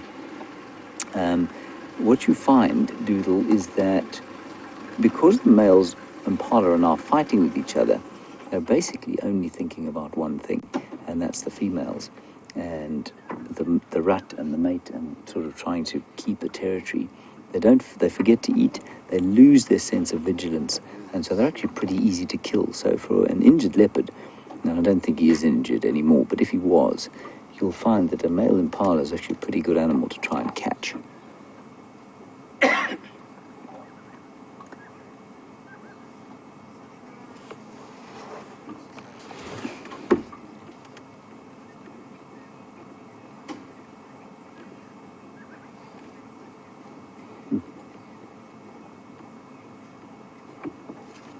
Dinga, you make a very good point. You say that if Tingana was a female, which of course he inescapably isn't, he'd find all of the best den sites, because he's always finding great places to stash his kills, and indeed himself.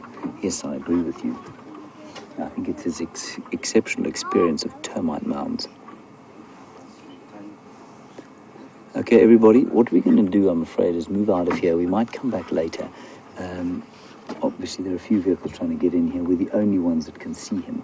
So we're going to pull out now, and let's go and see if we can find those dogs before it gets dark, and we may come back a little bit later. Wonderful to see our friend Tingana.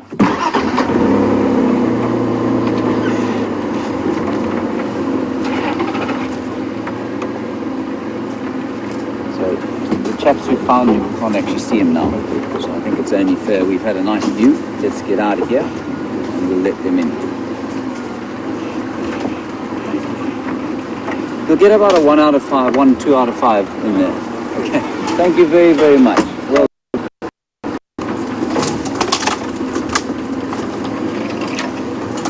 what we should have done, of course, is come in from this road, but we didn't realize how close this road was. I think our plan from here, everyone, is going to be to go further east, perhaps towards the Mulwati drainage. We'll see if we can't find tracks of those dogs. While we get out of this rather thick block, it's going to make a big noise and jigger with the current sound configuration. Let's head across to Sam, see what he's doing, and I'll catch up with you once we're out. Oh man, you've just been sitting with Tingana on a kill, haven't you? You are very lucky. You are very, very lucky. I saw Tingana once when he was mating. That was the last time I saw Tingana, but now you've seen Tingana on a kill.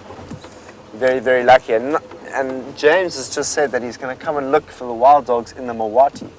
That is exactly where we are right now. We are sitting in this drainage line, very, very thick drainage line, just to see if we can see anything that might be rustling in the bushes here. We've got quite an incline coming our way. I haven't driven this area before, so I'm very, very kind of interested in where we're going. Okay,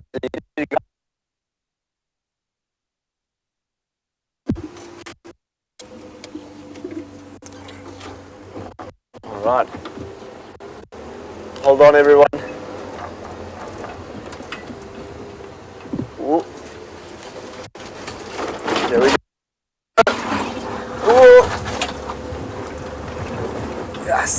Aren't these vehicles incredible?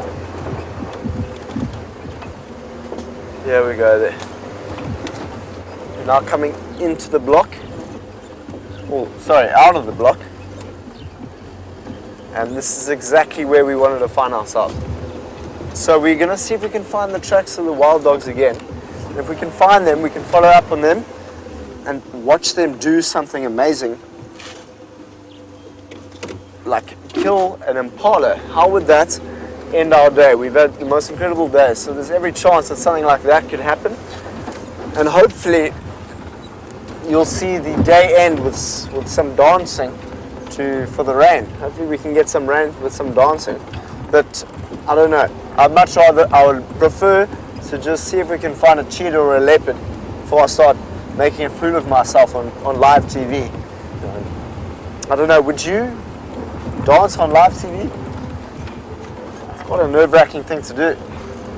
But you know what? If it brings rain, Dave, it's worth it, eh? If it brings this beautiful environment that has given us so much over the last couple of days, then I'm very happy to do it. Not a problem.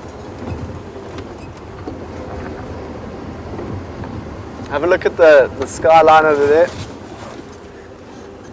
It's beautiful with that tree, knobthorn tree. I see a few colors in the sky this afternoon. Some whites, some blues, some grays. It's nice to just be relaxing after a very, very long day of experiencing such incredible wilderness. And that's what's magical about the Sabi Sands, is that you can go from watching wild dogs sprinting down the riverbed, and then you can go to watching the most incredible sunset. So we're very, very privileged to be working in a job like this.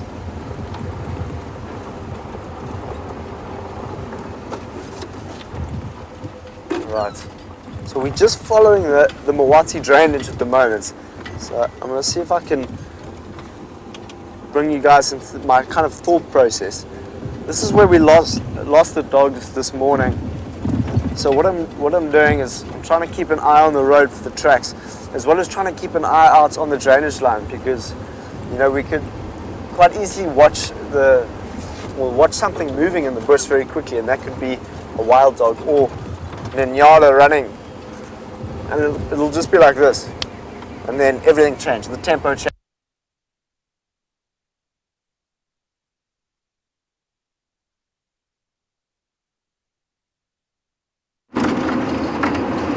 Sorry about that, the camera battery on that very nice night camera, not so good battery camera, has died. So Sam will be back online anytime soon. We've left the leopard. He is lying in the sweet bush where we last saw him, and we're now heading towards the drainage line, the big river that runs through the middle of this great reserve of ours, and we're hoping that there are going to be dogs either lying down in it or very close to it.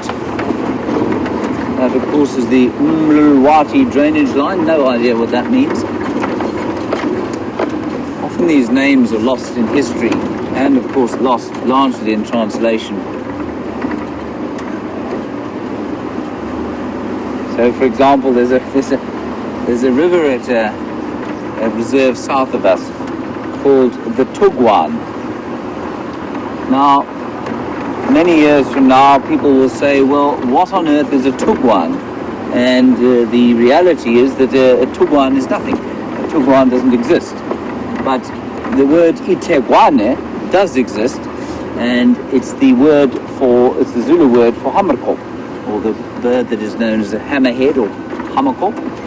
And of course, if you didn't know that, the word had kind of been slowly changed over the years, it would be totally meaningless. Now, I often wonder about many of the river names that we find out here, if that hasn't happened as the years have gone by.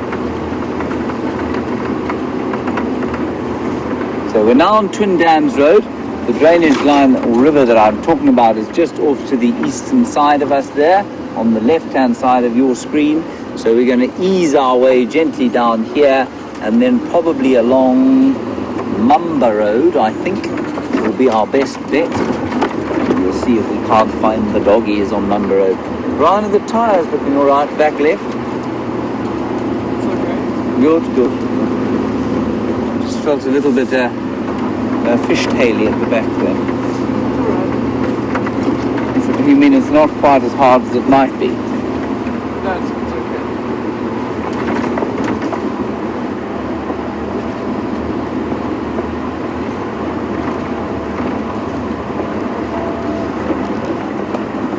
Hello, Doug. An interesting one from you. You're in Connecticut, where I actually have a cousin living. I have a cousin living in Connecticut. And you're interested in why it is that Karula should keep her cubs in the same place for so long when, as you rightly say, is it not common for them to move their cubs quite often? And the answer is yes, it is quite common for them to move their cubs quite often. But if she has found a place, remember they're not in a den so much as they are being stashed in one place. Now, in a den means in a hole in the ground that is eventually going to kind of go get sort of fetid and filled with dung and disease and sort of muck like that and attract predators. Well, then yes, she is going to move them very often. But now they're mobile. And what I suspect, and I don't know this for sure,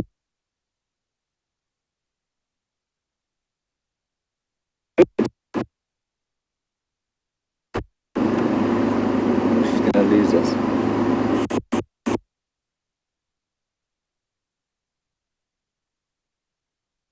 Long before we can turn out of here. What was that?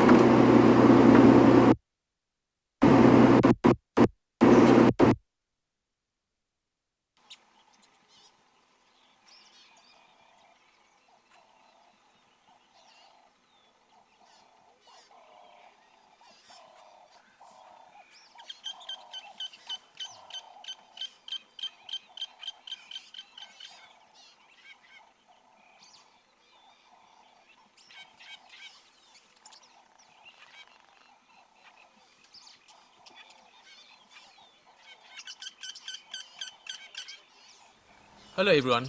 Being out in the bush and being out there live has its technical challenges. We're experiencing some of that now and are working on it as fast as possible to get it sorted and get you back in the vehicle with us.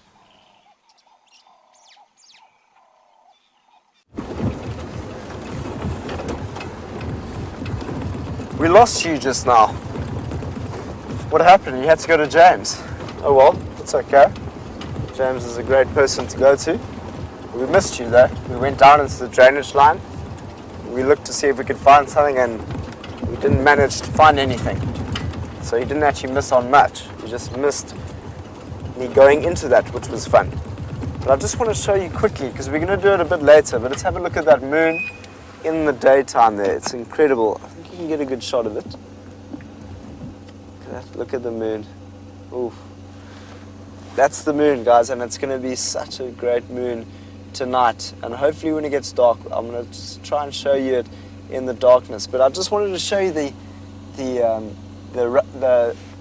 hare, the bunny rabbit, or otherwise bunny rabbit. That's the way my father used to say when I was a kid. Sam, have a look at the moon, and you could see a bunny in it.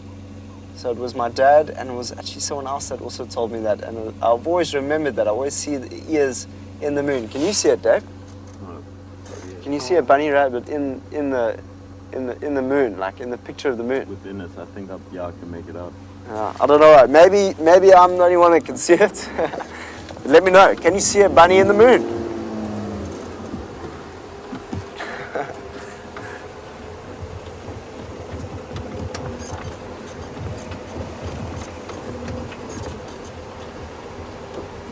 Oh, cool.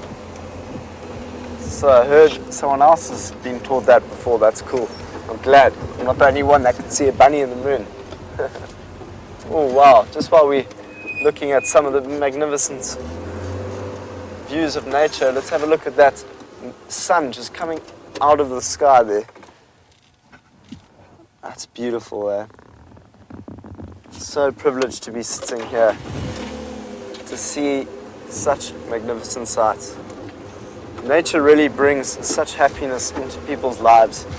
More that you can watch sunsets, more that you can do some stargazing, think the better in which you will feel. Feel a little bit more connected to this beautiful planet. But while we're going through here, we're going to see if we can hear the sound of a squirrel alarm call, or even a bird alarm call, because these wild dogs could be anywhere. As I said, they could just jump into the screen. Next thing we know, they're running, and we've got to try and keep up with them.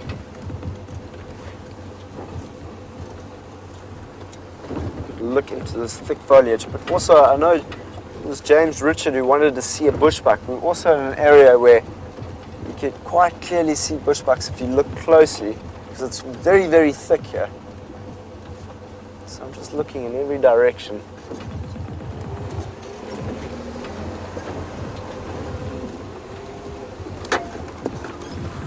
Keep your eyes peeled, everyone.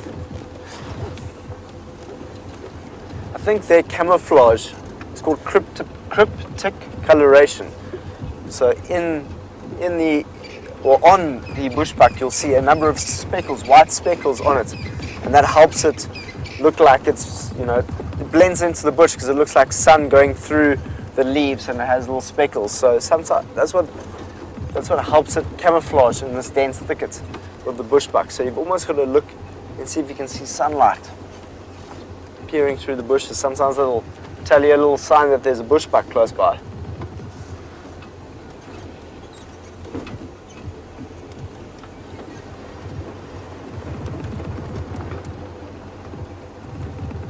Oh.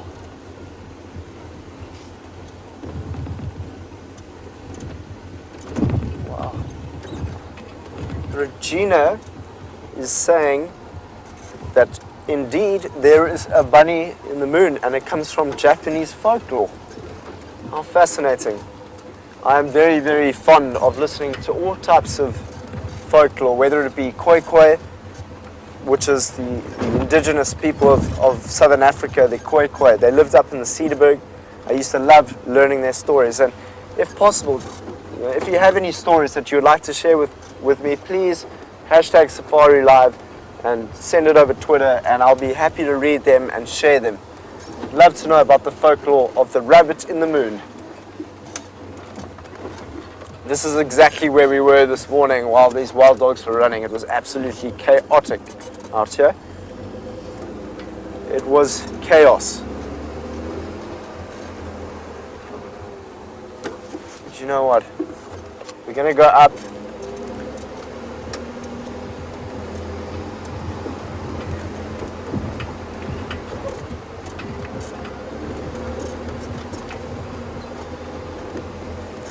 Wow, this is beautiful. I just got a message from Linda. I didn't quite copy that. Louise, could you go again with that message from Linda?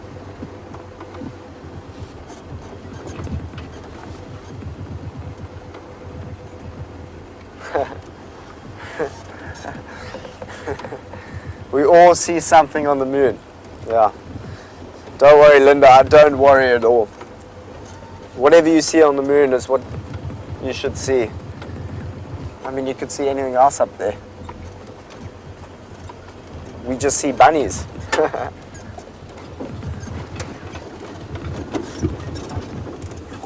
you can see, you can quite clearly see that the wild dogs have been here. There's nothing. They're all hiding in the bushes, thinking that we're wild dogs. While we look, see what we can find out here on Twin Dams Road, let's go and see what James is up to.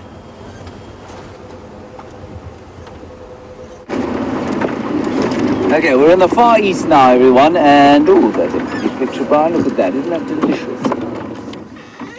A little bit of lava flowing out of the grey sky over the mountains there.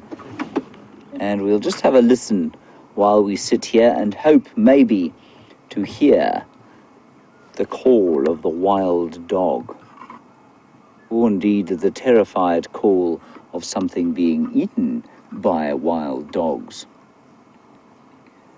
So we've checked one of the main arterial routes between the Wati drainage line up until Drakensberger Road, which provides these wonderful views over the west. And we'll now take a road called Battalier back down towards the Wati drainage line That's where the dogs were last seen this morning.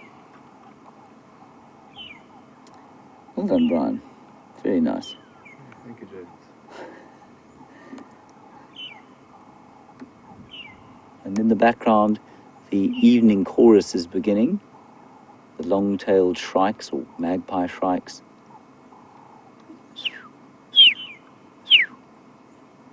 Ringneck doves. Interestingly, I don't know that the sparrows, which are the first ones to call in the morning, I'm not sure that those grey-headed sparrows call during the course of the evening.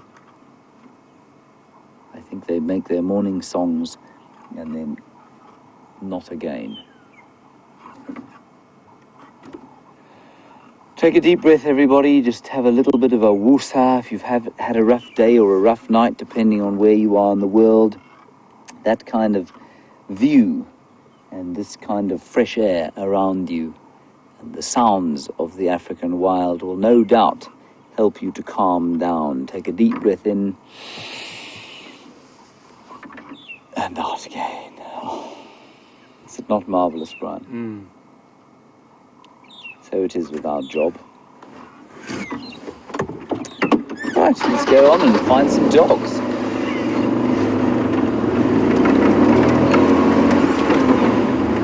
That's my action station's point. Did you see that, Brian? I did.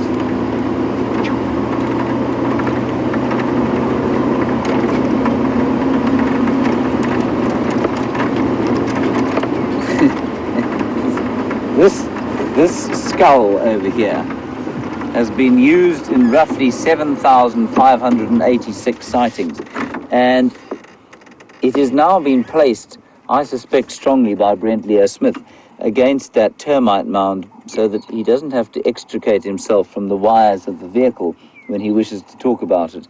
This hapless buffalo, of course, was killed by the Nkuhuma Pride some time back. That's enough of that.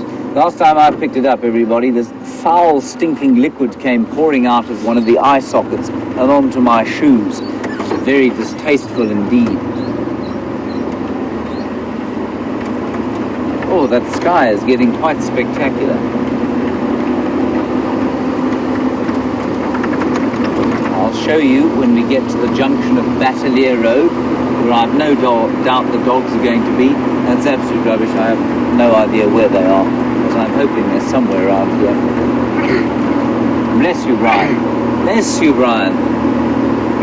Bless you, Brian. Thank you.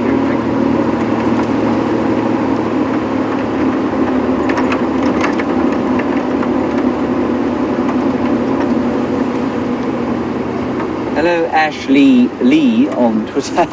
Ashley Lee, you are interested in why it is that we broadcast at the times we do. Is it because the animals are most active? This is exactly why. There are two young nyarabus. Hello. They've just got their adult coloration. Their horns are still growing. They're rather splendid fellows. Ashley? Basically, a traditional safari has always been held kind of from dawn to sort of mid-morning and then again into the evening. And that is exactly, as you say, or suggest, because the animals are most active at those times of the day. It's called crepuscular activity, dawn and dusk. And it's definitely the best time. Middle of the day, in midwinter, the midday is actually quite nice. You can go out and be quite comfortable out.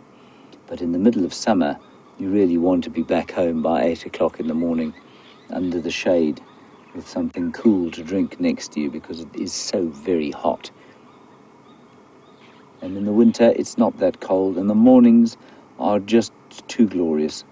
And so to sleep through them, you see how that Nyala agreed with me there, Brian? Yeah, he was agreeing. As I said, the morning's glorious. He looked up at me as if to say, absolutely. And likewise, this time of the day is just too beautiful. That bird you can hear calling is the Coqui Franklin, saying, Brian? Coqui, coqui, coqui, coqui. Yes, that's exactly right.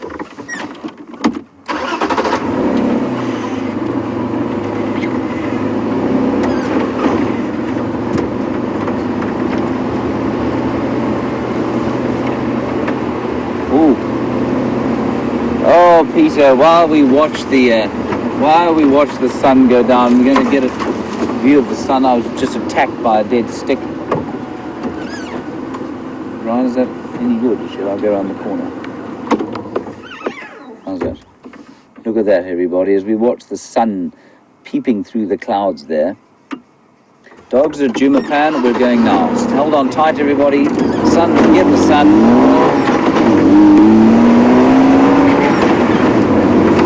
Dogs are Djuma plan. Here we go. Very exciting. They're on the damn wall. Well spotted, whichever Zoomy managed to do that. We're about 7 minutes from there. Sam's probably a bit closer. Well done, Karen. You saw them. Ryan, do you think everyone can tell I'm excited to see them? Not at all, James, not at all. Shall I drive even faster?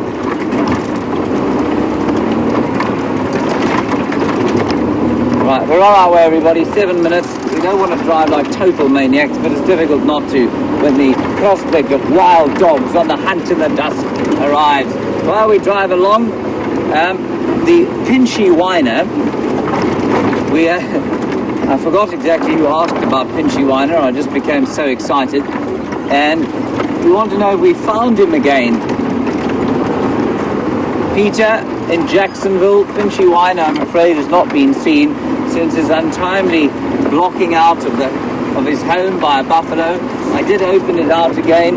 I haven't managed to see him again, though, and I don't suspect that if he is still alive, we will see him again until the water comes. Hold on. Woo! Gently over the bump. Speed to the next bump. Hold on. Gently over the bump. Speed to the next bump. Now, please, everybody, if you are carrying a drink, finish it now. If you are wearing dentures, take them out. Things are about to get bumpy. Brian is doing ballet at the back. Odd thing to be witnessing. Was it ballet, Brian? No, it's a roller coaster. Oh, I see. He's got his arms up in the air. Don't worry, if we do see something exciting on the way, we will stop.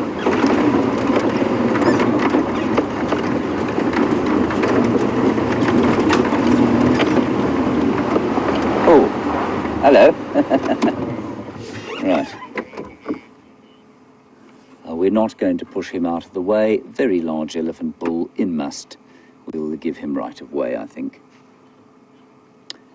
Could you move? Thank you. Come on, press on. That's it. He has got massive tusks. Massive tusks.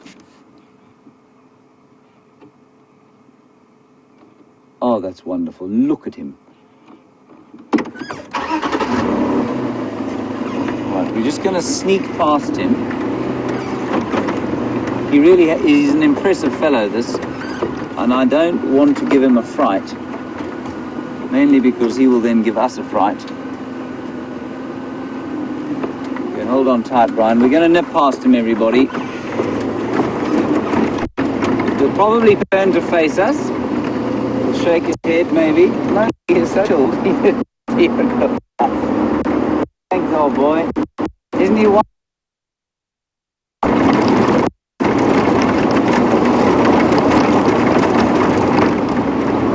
I can't believe that. Turn around, shake their heads just to say, what are you doing? And he didn't give it. Flying continental about me driving like a maniac behind him. Nearly there, everybody. How are the tyres that side? Well, okay.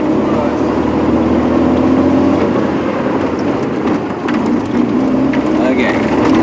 Nearly there. Nearly there.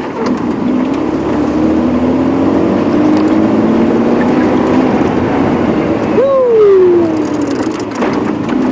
I imagine Sam will probably arrive at exactly the same time. We're going to have 2 dogs on the sighting for now. At least 2 vehicles on the sighting, not 2 dogs. I don't suppose Sam would like to be called a dog. I wouldn't like to be called a dog.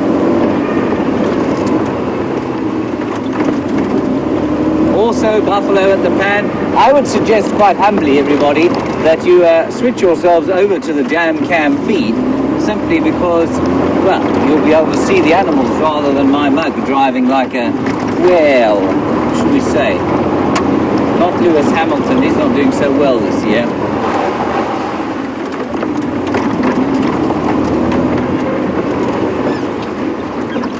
So what we're going to do is go to the dam camera. You can check out the dogs and the buffalo. You'll hear my voice. I haven't arrived yet. It's just a magical sound of my voice over the buffalo and the dogs.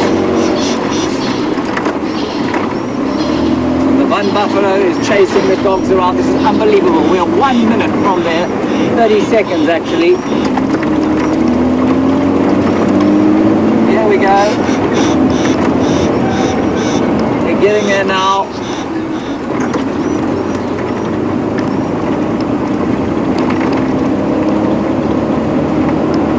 So you're having a great sighting now, and as we get into the sighting, we'll turn away from the dam cam, and then you will see us coming in. So if you watch us now, well, you may be able to see us now coming across the wall.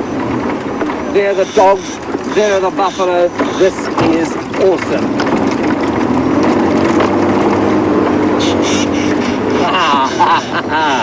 Look at that.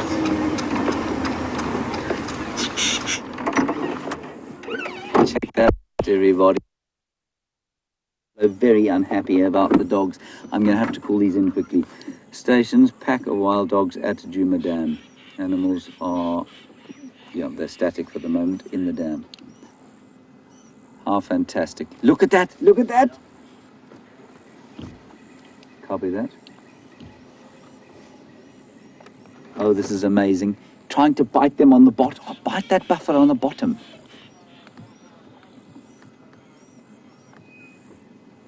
Wildebeest. This is fantastic.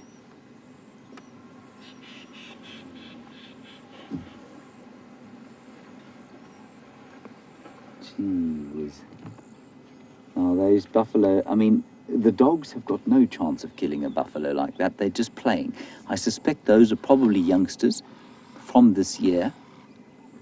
And then the other side of the dam, there are 3 on their own, and maybe those are the adults. And these youngsters are just taking a chance. Nobody's taking this very seriously.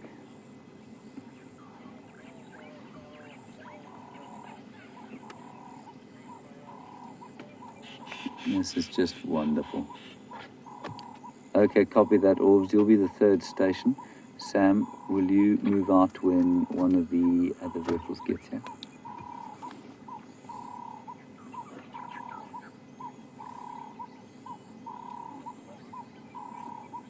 This is just awesome. Complete piece here, come another 2 from across the other side of the dam. There are 2 other vehicles coming in here, everybody, and so, I mean, we've got Sam and me here now. We won't both be able to be here, but whoever got a better view at the time will move out. I'm going to move now across to the other side of the dam. So let's head across to Sam, and you can get a view with him. Guys, we are sitting back here with the wild dogs.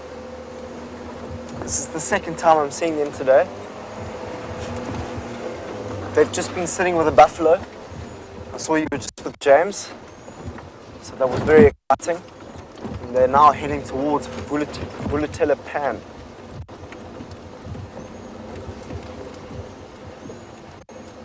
Oh, guys, let's have a see and look and see what they're doing.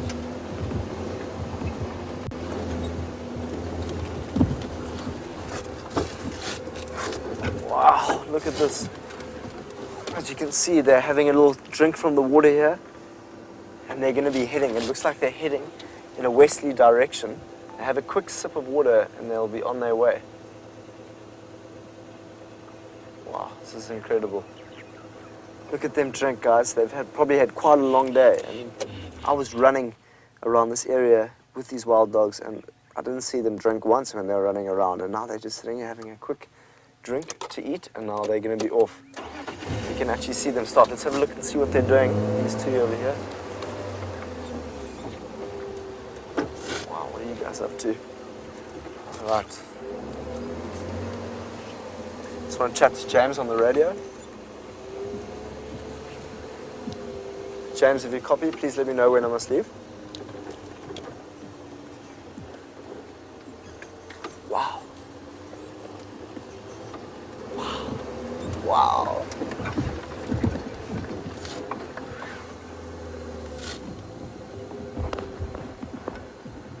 Wow, look at this, guys. Copy that. Wow, guys. This is unreal. Let's watch this. Look at them playing over here. This is incredible. This is such a magnificent sighting. Oh my word. Here they come, here they come. Whew. They're gonna come. They're just playing around our vehicle. Oh wow. Oh wow. This is amazing. Look at here, look at these. Oh guys, what are you doing? No wonder you wanted some water. You're just running around like crazy. Wow.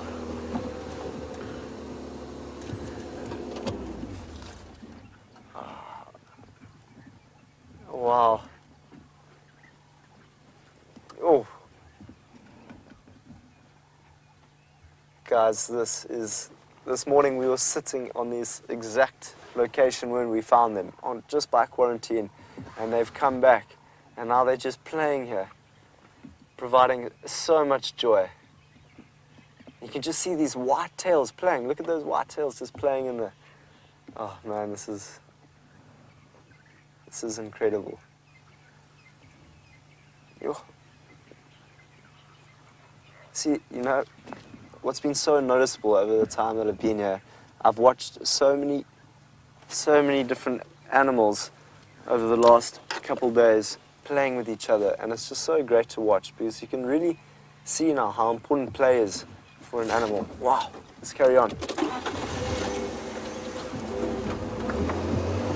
Okay guys, we've just left them. I think James is just ahead to see if... They're chasing here through, everybody. They're coming through this bush here. There they are. They're on the run.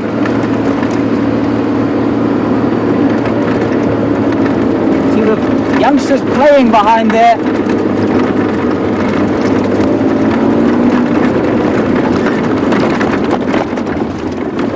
It's just standing there right there, just basically at the final control. There they are. The three adults came herring across here to hunt. The impala went scattering. They're the other side of the clearing here.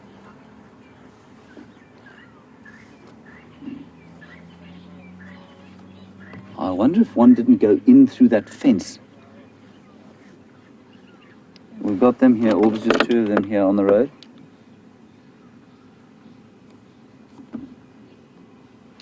Elvis, what's your position?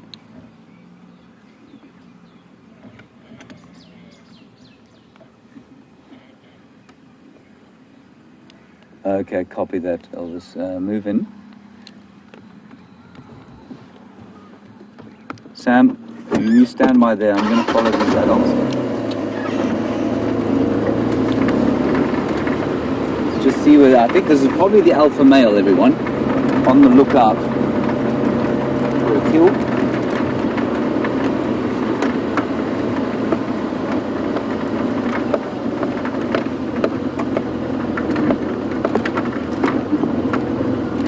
Impala have gone running down over the edge of the clearing here.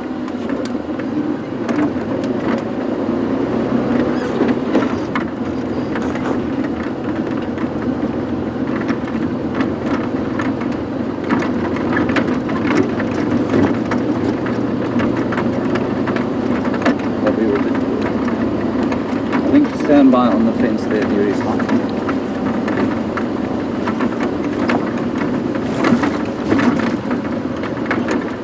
They're coming now, the front dog's coming to the western edge of quarantine.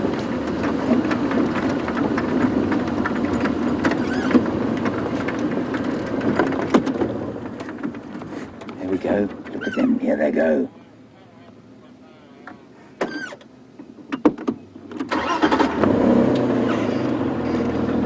Now, they've left the youngsters behind, mainly because the youngsters are playing, like you saw them doing with Sam there, and these ones are now on the serious hunt. They're on the lookout for something.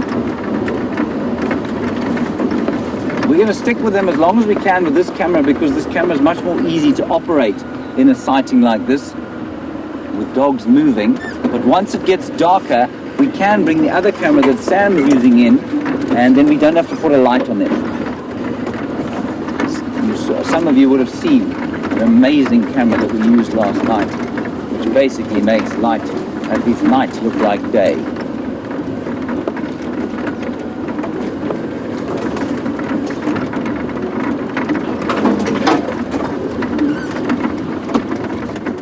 All right, let's head across to Sam. Basically, this is split into two sightings. We've got the adults here. Sam's got the pups. Let's go across to him.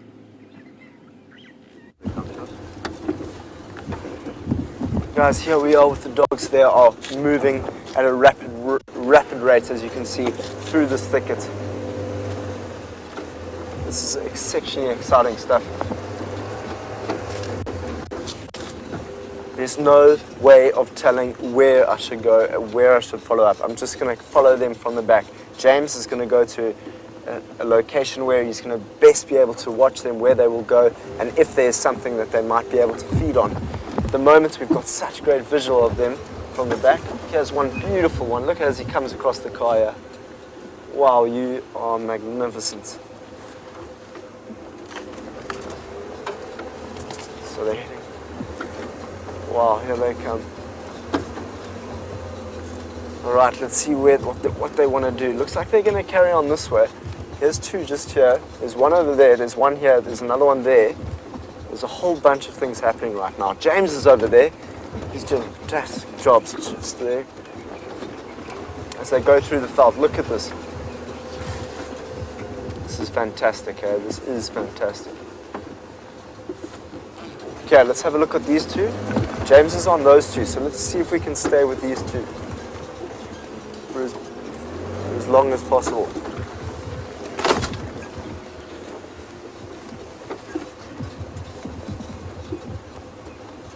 All right. It looks like I'll be taking over the sighting. We've got better visual because of this camera, so we can get good night shots with these wild dogs. Let's see what we can do. Here goes two. There's two just in front of us. There's another one right over there.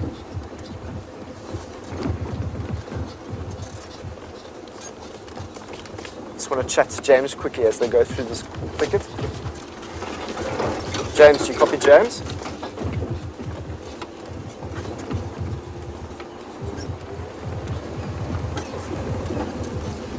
Right, they're going through the thicket here. I think there's a road just to the west here. Let's see if we can get a visual of them running towards us. That'll be amazing.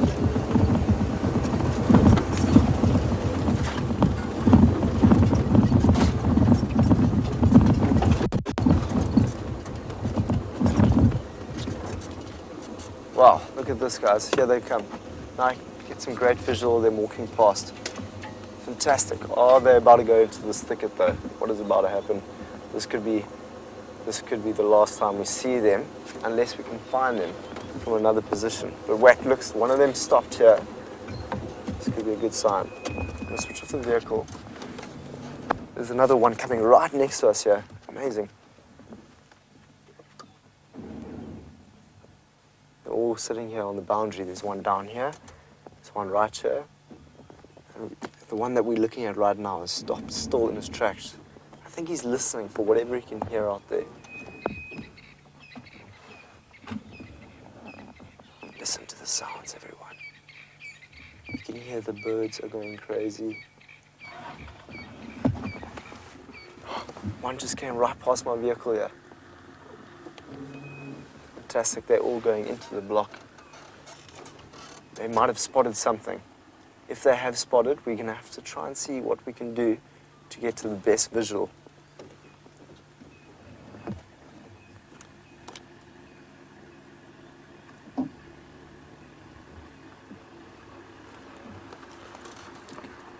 Dylan's asking, what is the size difference between this wild dog and a German Shepherd? It's actually quite similar. A German Shepherd is a dog that I've always wanted since I was a young man, and they seem very, very similar. Maybe the German Shepherd is a little bit slender, a little bit shorter. Okay, so it looks like they've gone down into the thicket.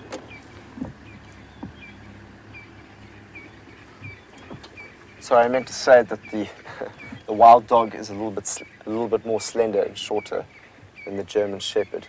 But the German Shepherd does have a lot of hair on it, so you can easily disguise the slim body. Because German Shepherds, as you know, are very, very good dogs at protecting their sheep.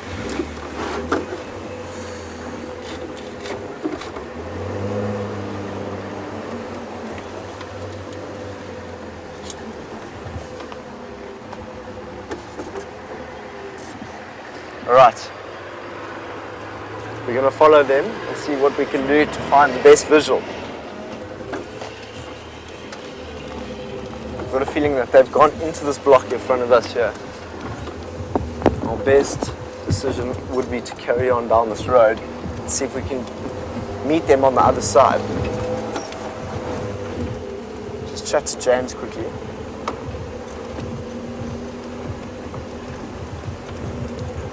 James, do you copy James?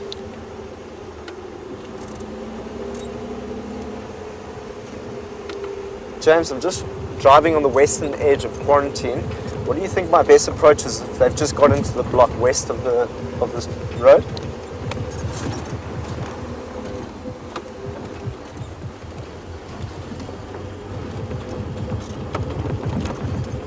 Copy that? Alright, so James is actually out of the sighting. I thought wasn't sure if he was completely out. So I'm on this on my own now. So this will be a test.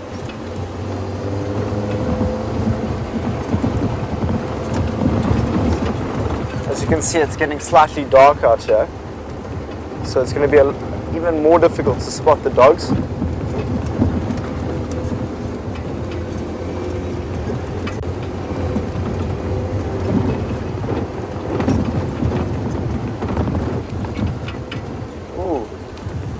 So this camera that we're using at the moment has really, really great night settings.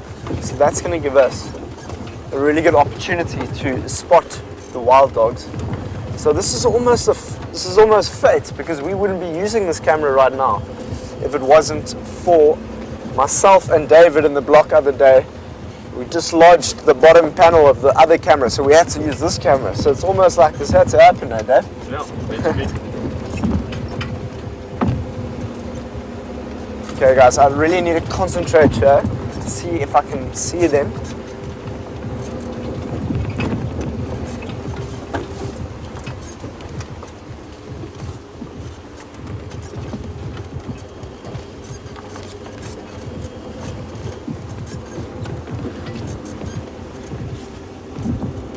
Looks like they've thumbered in a westerly direction. Thumber means to go. So I'm going to put the camera out there, Dave. That's a great idea. Okay, we're going to go see what James is up to while we quickly see what we can do. Hopefully we can find the wild dogs and get back to you as soon as possible. What James is up to right now is trying to get his spotlight untangled from the bird's nest of wires that he's discovered. Anyway, difficult block that those dogs have headed into, I'm afraid. So if we don't see them again, we've had a wonderful day with them. But Sam will try, and that camera is ideal for a moonlit night to be following wild dogs. So with any luck, we'll find them again shortly. We're going to head towards Buffelshoek Dam now, and the reason for that is that, well, it was around about where, not Shiluba, apparently Tsagani, the leopardess that I haven't seen before, was found along the Buffelshoek cut line, and so we're just going to go and see if we can't pick her up on the way to Buffelshoek Dam. And she was hunting male impala, Brent said, today, and as I was chatting when we were at the Tingana sighting, I said male impala, of course, are dying fast and furious at the moment because the leopards are dining out on them, mainly because they're not concentrating on watching out for leopards.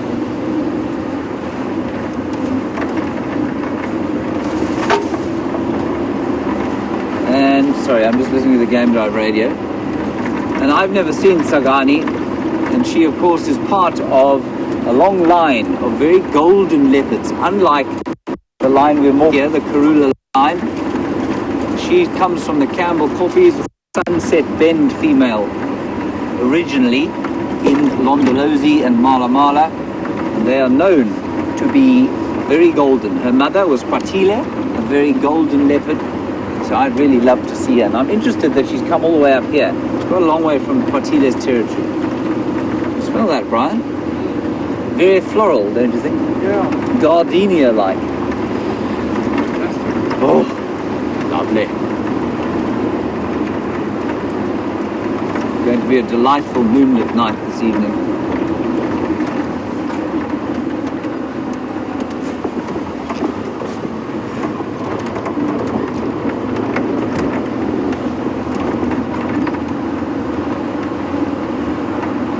We were talking quite a lot about omnivory and herbivory and browsivory. Two words, not words at all, of course. Now, but Debbie in Vancouver, you're interested to know whether herbivores are herbivores or omnivores. Well, they're largely herbivores. I suspect they probably are not averse to eating the odd bit of meat, but they do chew on bones quite a lot. And the reason they chew on bones is that they have to have quite a lot of calcium. In fact, we're about to drive through a whole herd of beefaloes, I think. Yes, we are. They chew bones because they need calcium for the quills that they have. So, Debbie, they are sort of herbivores that engage in osteophagia. This is that huge. Again, that wonderful night camera. It would be wonderful here. Hello. That cow is more aged than Methuselah.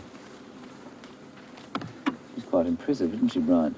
As you hang from that red bush willow tree that I parked you in. Thank you, James. They don't like the light either, everyone, so we're not going to put a light on them. She's really close by, though. She's probably only about 10 feet from the car. And the buffalo here don't often let us get that close.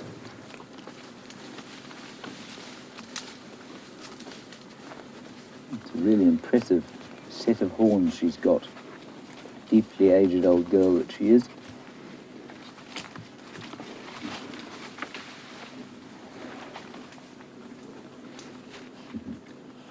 While we wait for them to disperse, Debbie, the other thing, of course, about a porcupine, which the uninitiated often don't realize, is that a porcupine is, of course, a rodent.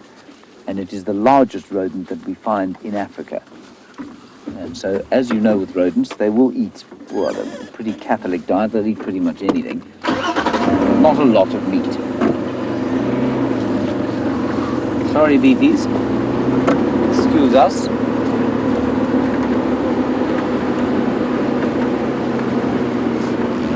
Here we are, onto the cut line. And all the buffalo are walking down here.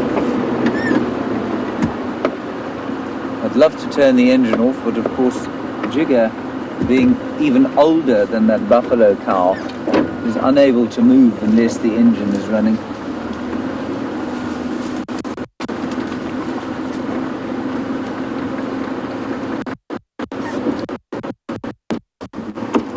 The young one coming to the top of the termite mound there.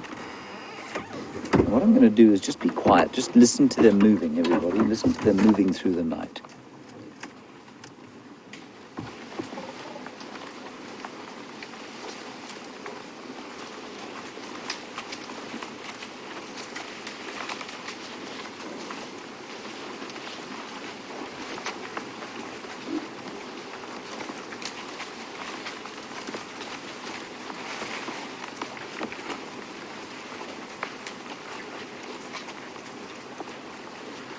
Isn't that a lovely sound?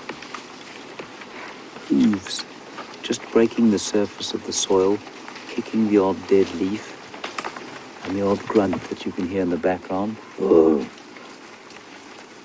which is in fact a big belch, lots of gas being produced by a buffalo's stomach.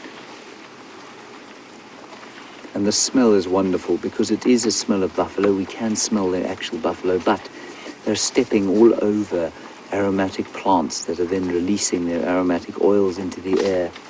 And because this herd is so big, that's kind of mixing with the dust that they're kicking up and the dust that they're pulling off the grasses. Every time they graze, they release a little bit more dust into the air.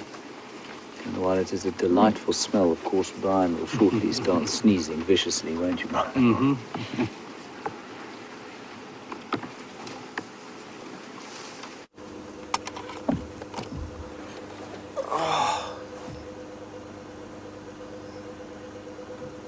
Wow, guys, we are back with the wild dogs. They are heading west on this road. How very exciting. We are so lucky to be viewing them again. Oh man, this is incredible. Wow. Oh, check it as they come up here. This camera is incredible that I can get such great footage of them. Here it comes. It's another one next to me. That's one. Wow. That's two. There comes another one that's coming out. This is amazing, guys. I'm so happy we bumped back into them. We found you. Hi, guys. Thank you for giving me some of the best entertainment or experience of my life today. What are you guys up to? What are you listening to? What are you looking for? Ooh, you found something. What have you found? What have you found?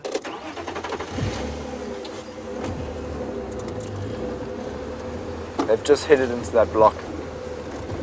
Wow, that smell, Dave, can you smell that, hey? Yeah. Here they come, so the other ones are standing. I'm not going to go into the block now because it's too dark. There's three here that are running past us. If you get a sighting, no, you can't. Okay, we're going to follow the ones on the road because that's safer than going into the block. So let's follow these three and see what happens. Here we can see them. They're looking out into the distance. Here they go. They're off. They're off. That could be the last sighting of them, guys.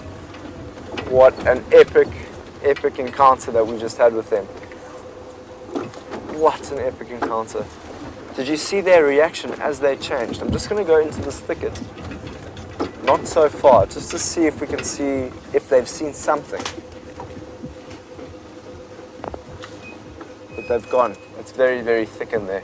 And it's too dark to go in there, so I'm not going to go in there. We're just watching the antenna there.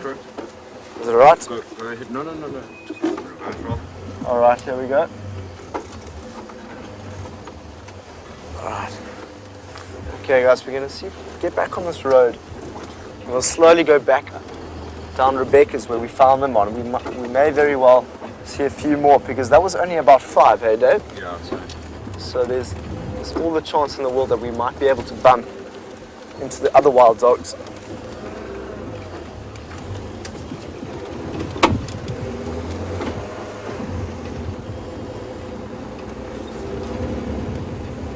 Wow. Guys, hasn't this been one of the most fantastic days? If you've watched from this morning to this afternoon, you would have seen 2 encounters with wild dogs. I mean, wow, what an experience. What an experience. They were playing in front of us, they were hunting in front of us today. Jeepers. Unreal experiences. I think this might be Brent over here. Let's see if it is Brent.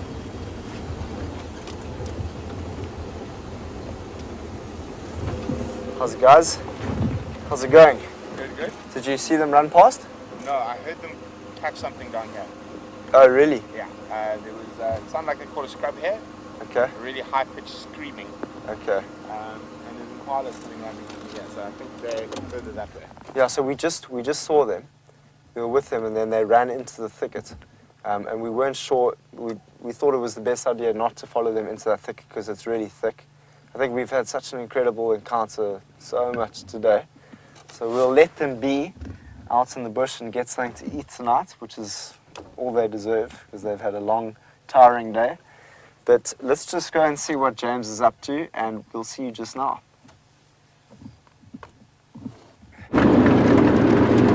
Hello everybody, we're driving along the Biffleshoek cut line now and and we went past some elephants. And the elephants were pleased to see us.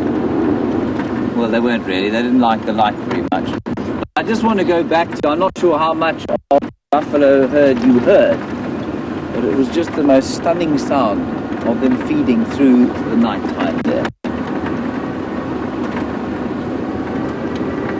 So now let's go and see what's at the dam. You will notice that I'm not looking back as often as I might. That is simply because of course during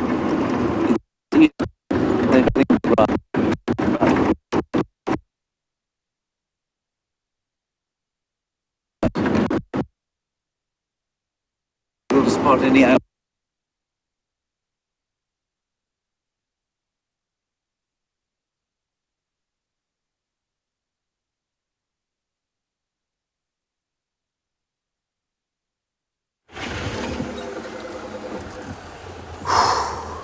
putting my hat backwards because I am very relaxed and happy with such an incredible encounter of wild dogs today. Very, very lucky and privileged to have had such an experience, such a rich experience with those incredible animals that are such athletes, such incredible athletes. And I'm sure they don't really want another vehicle pestering them for the evening, so it's nice to just let them be, have something nice to eat. We're going to go back to camp, towards camp now, to get something to eat ourselves.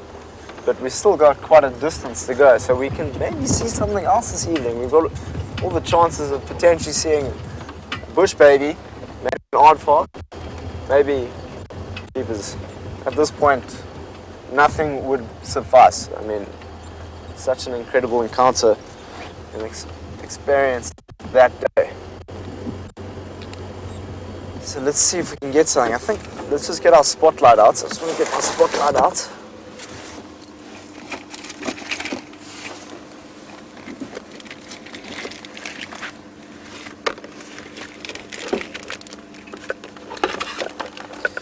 Here's the spotlight. We've got it. Okay, let's see what else we can find. It's very important that you don't shine lights at the wild dogs because it really can hurt them. So it's important that if I do see a wild dog suddenly again, that I just switch off my light. You know what I'm going to do? I'm actually going to switch off my light now, just in case. You never know, they could be still running through this block. There were 11 of them. I want to be as considerate as possible to the creatures that have provided me such amazing experience today. So let's just get through that. But how was your experience this afternoon? Did you have a good time? Hashtag Safari Live, let us know how it was. We'd love to get some feedback from you. The moon is now out properly. A beautiful moon and a star out this evening. I'm just going to be still so you can see that moon. Does anyone know what star that is next to the moon? Can you see the star? Not really. It's very difficult to actually see the moon in this. Look how bright it is. It's so bright. I'm very excited to come back to a bush that is as bright as it is when it is the full moon. It's going to be very exciting.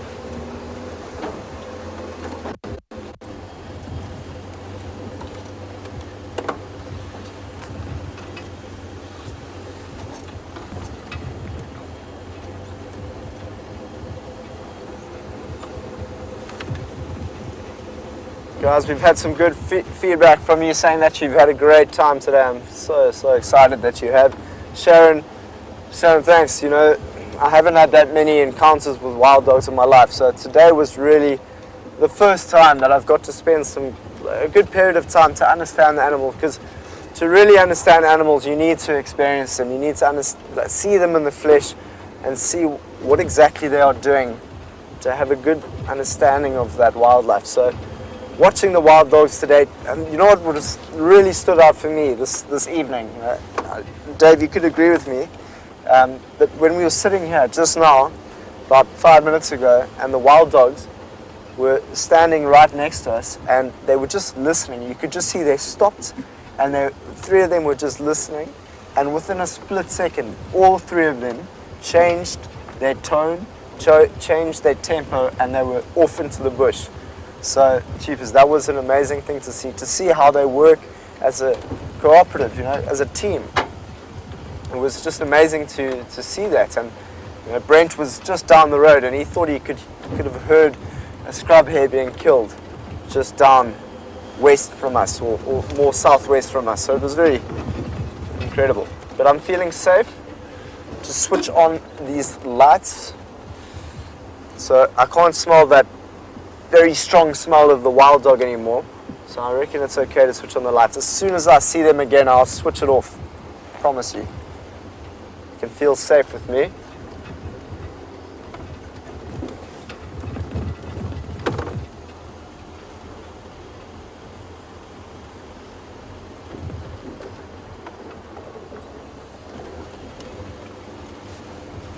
Wow.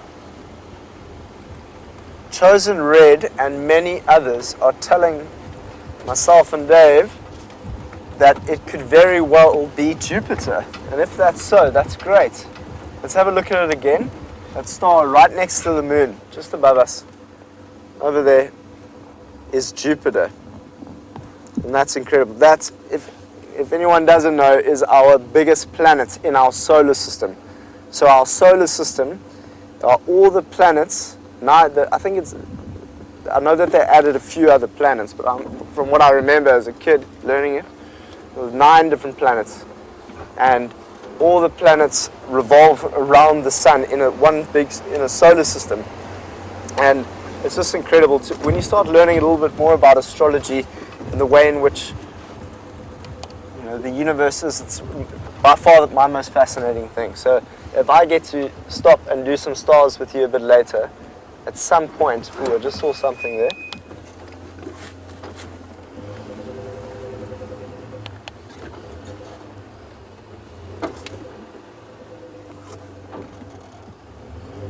I can see something there, but I don't know what it is.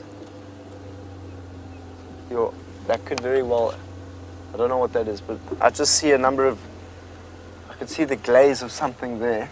I don't want to shine it just in case, you never know that these could be the wild dogs. You just don't know, and I'm not willing to put that light on them. So what we'll do is we'll just sit here, just in case it could be. I just saw a number of eyes in there. Just in case they run past us, you never know, that it could happen. So let's just sit here for a second, see if we can hear anything.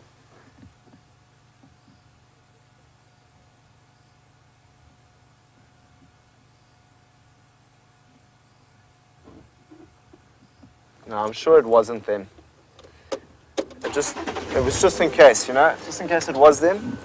It would have been cool to see if they ran past, but I'm sure it wasn't. I don't want to even try and shine my light back there.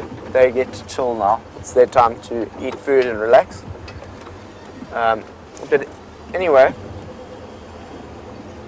we were chatting about the stars, and whenever we can get the opportunity to sit down and have a look at the star from Orion's belt to Scorpio and tell some stories about it and learn about what our closest star is, I would really like that opportunity to do that with you, purely because the stars give us such a great understanding of how significant our planet really is in the greater scheme of things, and how lucky we are to have life on this planet. So when we have that opportunity, I'd love to sit down with you and chat about that. But with that, let's go and see what James is up to.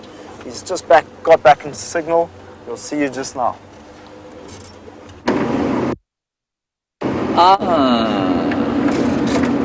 That's what Brian said.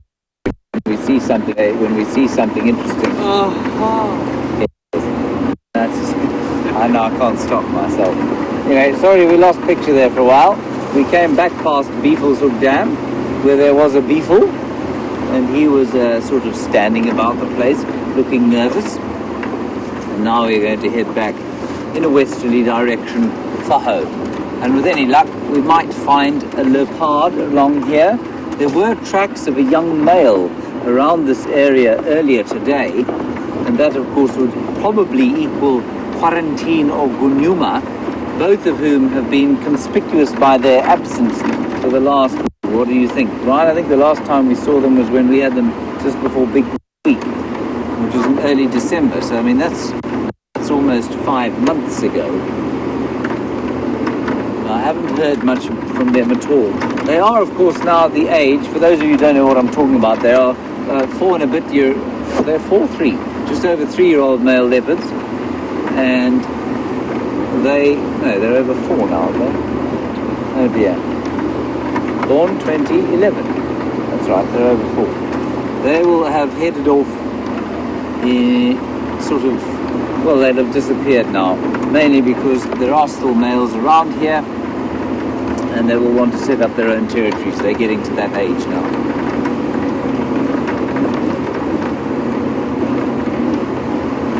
We haven't seen anything other than what I've told you about since we last saw you, so no more elephants, just that buffalo. No more animals of the night. It's now at this point when the need to describe what we would be seeing if we were to see them becomes the sort of major source of conversation. So we talk about civets and genets, that might see them, or wildcats, or servals, or chameleons. I had a question on Twitter the other day about could we still see chameleons this time of year? Yes, absolutely we could. I'm surprised at the paucity of chameleons. I thought we'd see more chameleons than we did this year, and I think it's probably got to do with the rain. I spotted a moth. Can you believe it, Brian? Are you so amazed? That is, I think it's a hawk moth. Can you see it there? Yeah. There we go. A hawk moth of some sort, I think. And I actually saw its eyes shining, if you can believe it. Little orange eyes. I don't know if you heard that buzzing sound, but something very large and insecty-like has just landed in the bin of this Land Rover. Brian, I hope it doesn't eat your leg on the way home. Me too. That hawk moth is fast asleep, everybody. He doesn't care about us. And obviously a diurnal moth. Of course, we know that most moths are nocturnal. That fellow is obviously diurnal. He's gone to sleep for the night. Very clever fellow that he is.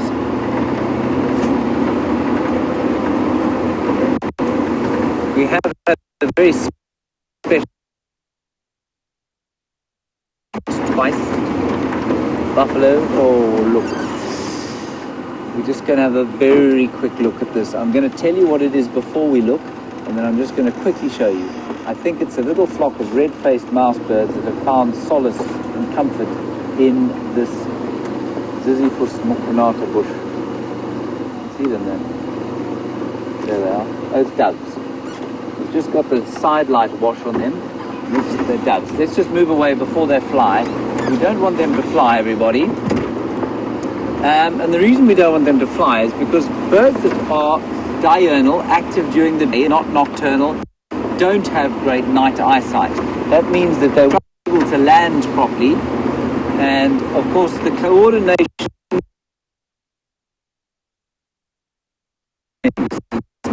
any humans got, and if you then blind them in the night time, they have to try and fly and then search again. Indeed. Just a quick look there, and 2 ring-necked doves, I think they were. They may have been laughing doves. I didn't look properly.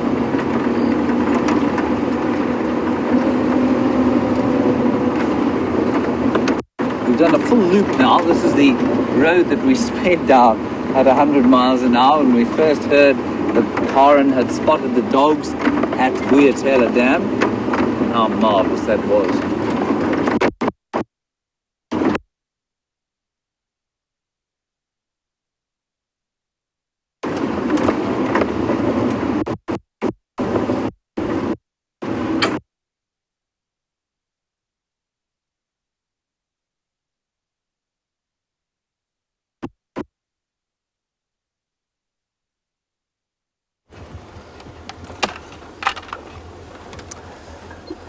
So everyone, I actually meant to say astronomy, not astrology. So one day we can sit down and learn a little bit more about the stars and understand our place in this beautiful universe. We're just here on quarantine where we saw all sorts of stuff earlier. We're gonna see if we can see just maybe a scrub here. Maybe we can see a bush baby. I still haven't seen a bush baby since I've been here, or a community.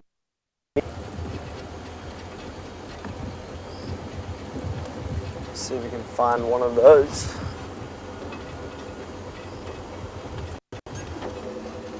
That's still something I struggle with, is seeing chameleons at night time.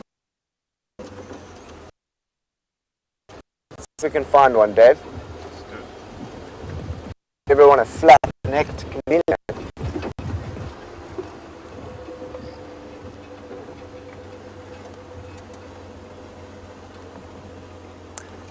Jamie's asking if we've seen any zebra lately. I don't think we saw any today. No. But I have seen in the last few days. I definitely saw one yesterday or the day before. So it is quite common. They're such an amazing sighting to watch as well. They're such incredible looking animals.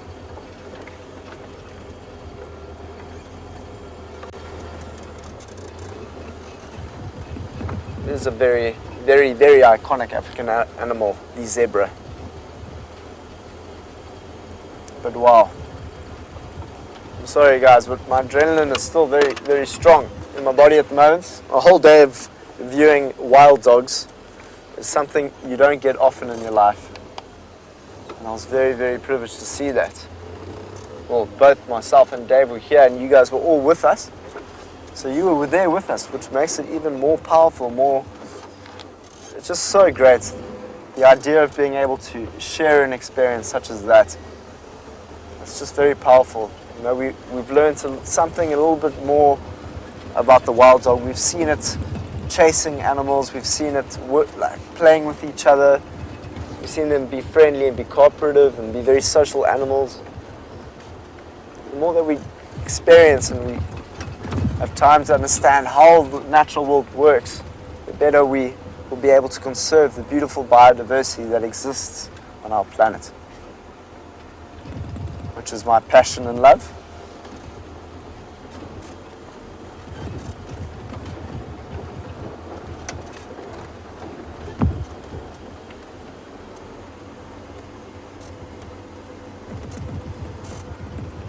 Hannah is asking, is it Jupiter or Saturn that has over...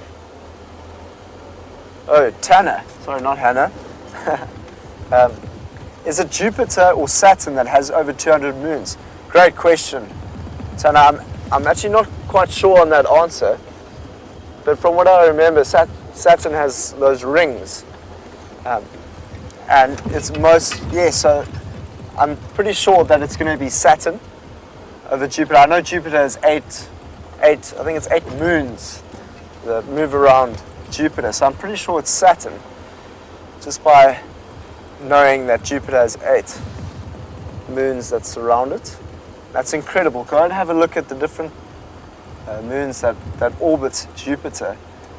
One of them is made up of ice. It's incredible when you start to learn about the geology and the way in which the universe is, the different planets, and how they are. It's super interesting. And even learning about how a star forms, all the way to the death of a star, is just a cycle it's such a long cycle, the way in which stars are. And our star at the moment is probably halfway through its life. It's still got a couple millions of years ahead of it. But what the sun will do as it gets older is that it will get bigger and redder. So when you look at some stars like Antares or Betelgeuse, which are in Scorpio and in Orion, the 2 red giants, red stars, you'll see them flickering. Those are old stars that are coming to the end of their life, and they will eventually turn into a supernova. But with that, we'll have more conversations like this in the future. It's been a fantastic day. Honestly, Louise, thank you so much from a directing point of view. And both Rebecca and Kirsty, that were your sidekicks. David, I've thoroughly enjoyed driving with you out here and seeing lions and seeing wild dogs. It's been fantastic. Likewise. James has been incredible teaching me and training me. Brent, Jamie, all of them have just helped me so much to better understand how to be and interact with you. So thank you for tonight. Enjoy the rest of your day, evening, whatever it is, and we will see you tomorrow.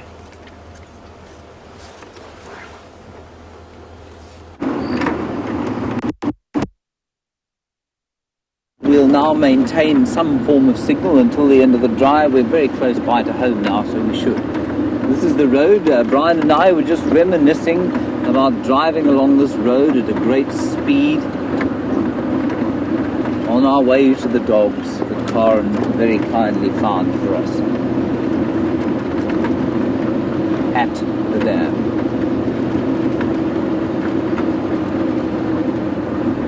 Ah yes, now Canine Caretaker, a nice question from you. I forgot, just before we went black screen. You wonder how many dogs there are normally in a pack, what do they eat, and who hunts and who leads the pack, and basically what's the story. Canine Caretaker, the wild dogs packs can vary anything from 2 up to 24, I think is one of the largest I've seen. I've read about packs of 30 strong, so that's really huge. And they are led normally by an alpha pair, exactly like a wolf pack, basically. The alpha male will start off most of the hunting, and then they often will just sort of split off and run after whatever they can. But that's basically how it goes. And I mean, a big pack of 30 is normally sort of maybe 10 adults or so, and then that year's pups. So there can be up to 18 pups in one litter, believe it or not, but normally between 8 and 12 puppies in the litter. And I did hear that apparently the alpha there is pregnant already. It seems to me quite early. April, no, I suppose not, that's about right. But I mean, she shouldn't give birth before the end of May, normally. In Canine Caretaker, that's because a wild dog will normally give birth in the height of the winter, so that the adults, which do not use any form of stealth when they're hunting, so that the adults have clear, sort of vegetation-free environments in order to chase their prey. Now keep an eye on this Djuma Dam pan for the course during the course of the night. Of course, it's got an infrared camera, and those doggies may well pop down here. It didn't sound like they'd killed. There is a moon tonight, so they may well be hunting while there is a moon. Just great. One day we're going to get them hunting on quarantine in the moonlight with those night cameras.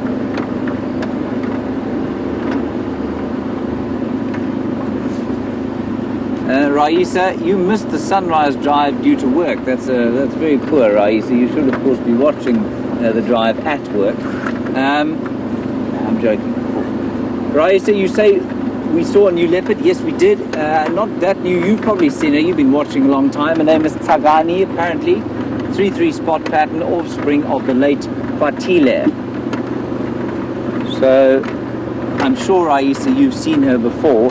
One of that sort of golden lineage of the Sunset Bend or Campbell Koppies leopard that used to live at Londolozi and Mala Mala. So that's who we saw. I've never seen her before. Brent luckily saw her, and then we hope to find her again this afternoon. But her tracks, I'm afraid, were obliterated by a roadworks crew. Okay, that's going to be it from us today, everybody. Thank you, Brian, for your efforts today. Thank you to all of you for talking to us. You are to this drive, and it's wonderful chatting to you as we drive through here, especially those young kids earlier today. Wasn't that great? Big thanks to Sam, of course, and Dave, and a thanks to Luisi in the final control, and Kirsten. We will see you tomorrow as the African dawn breaks 6 o'clock. Until then, stay safe and happy. Bye-bye.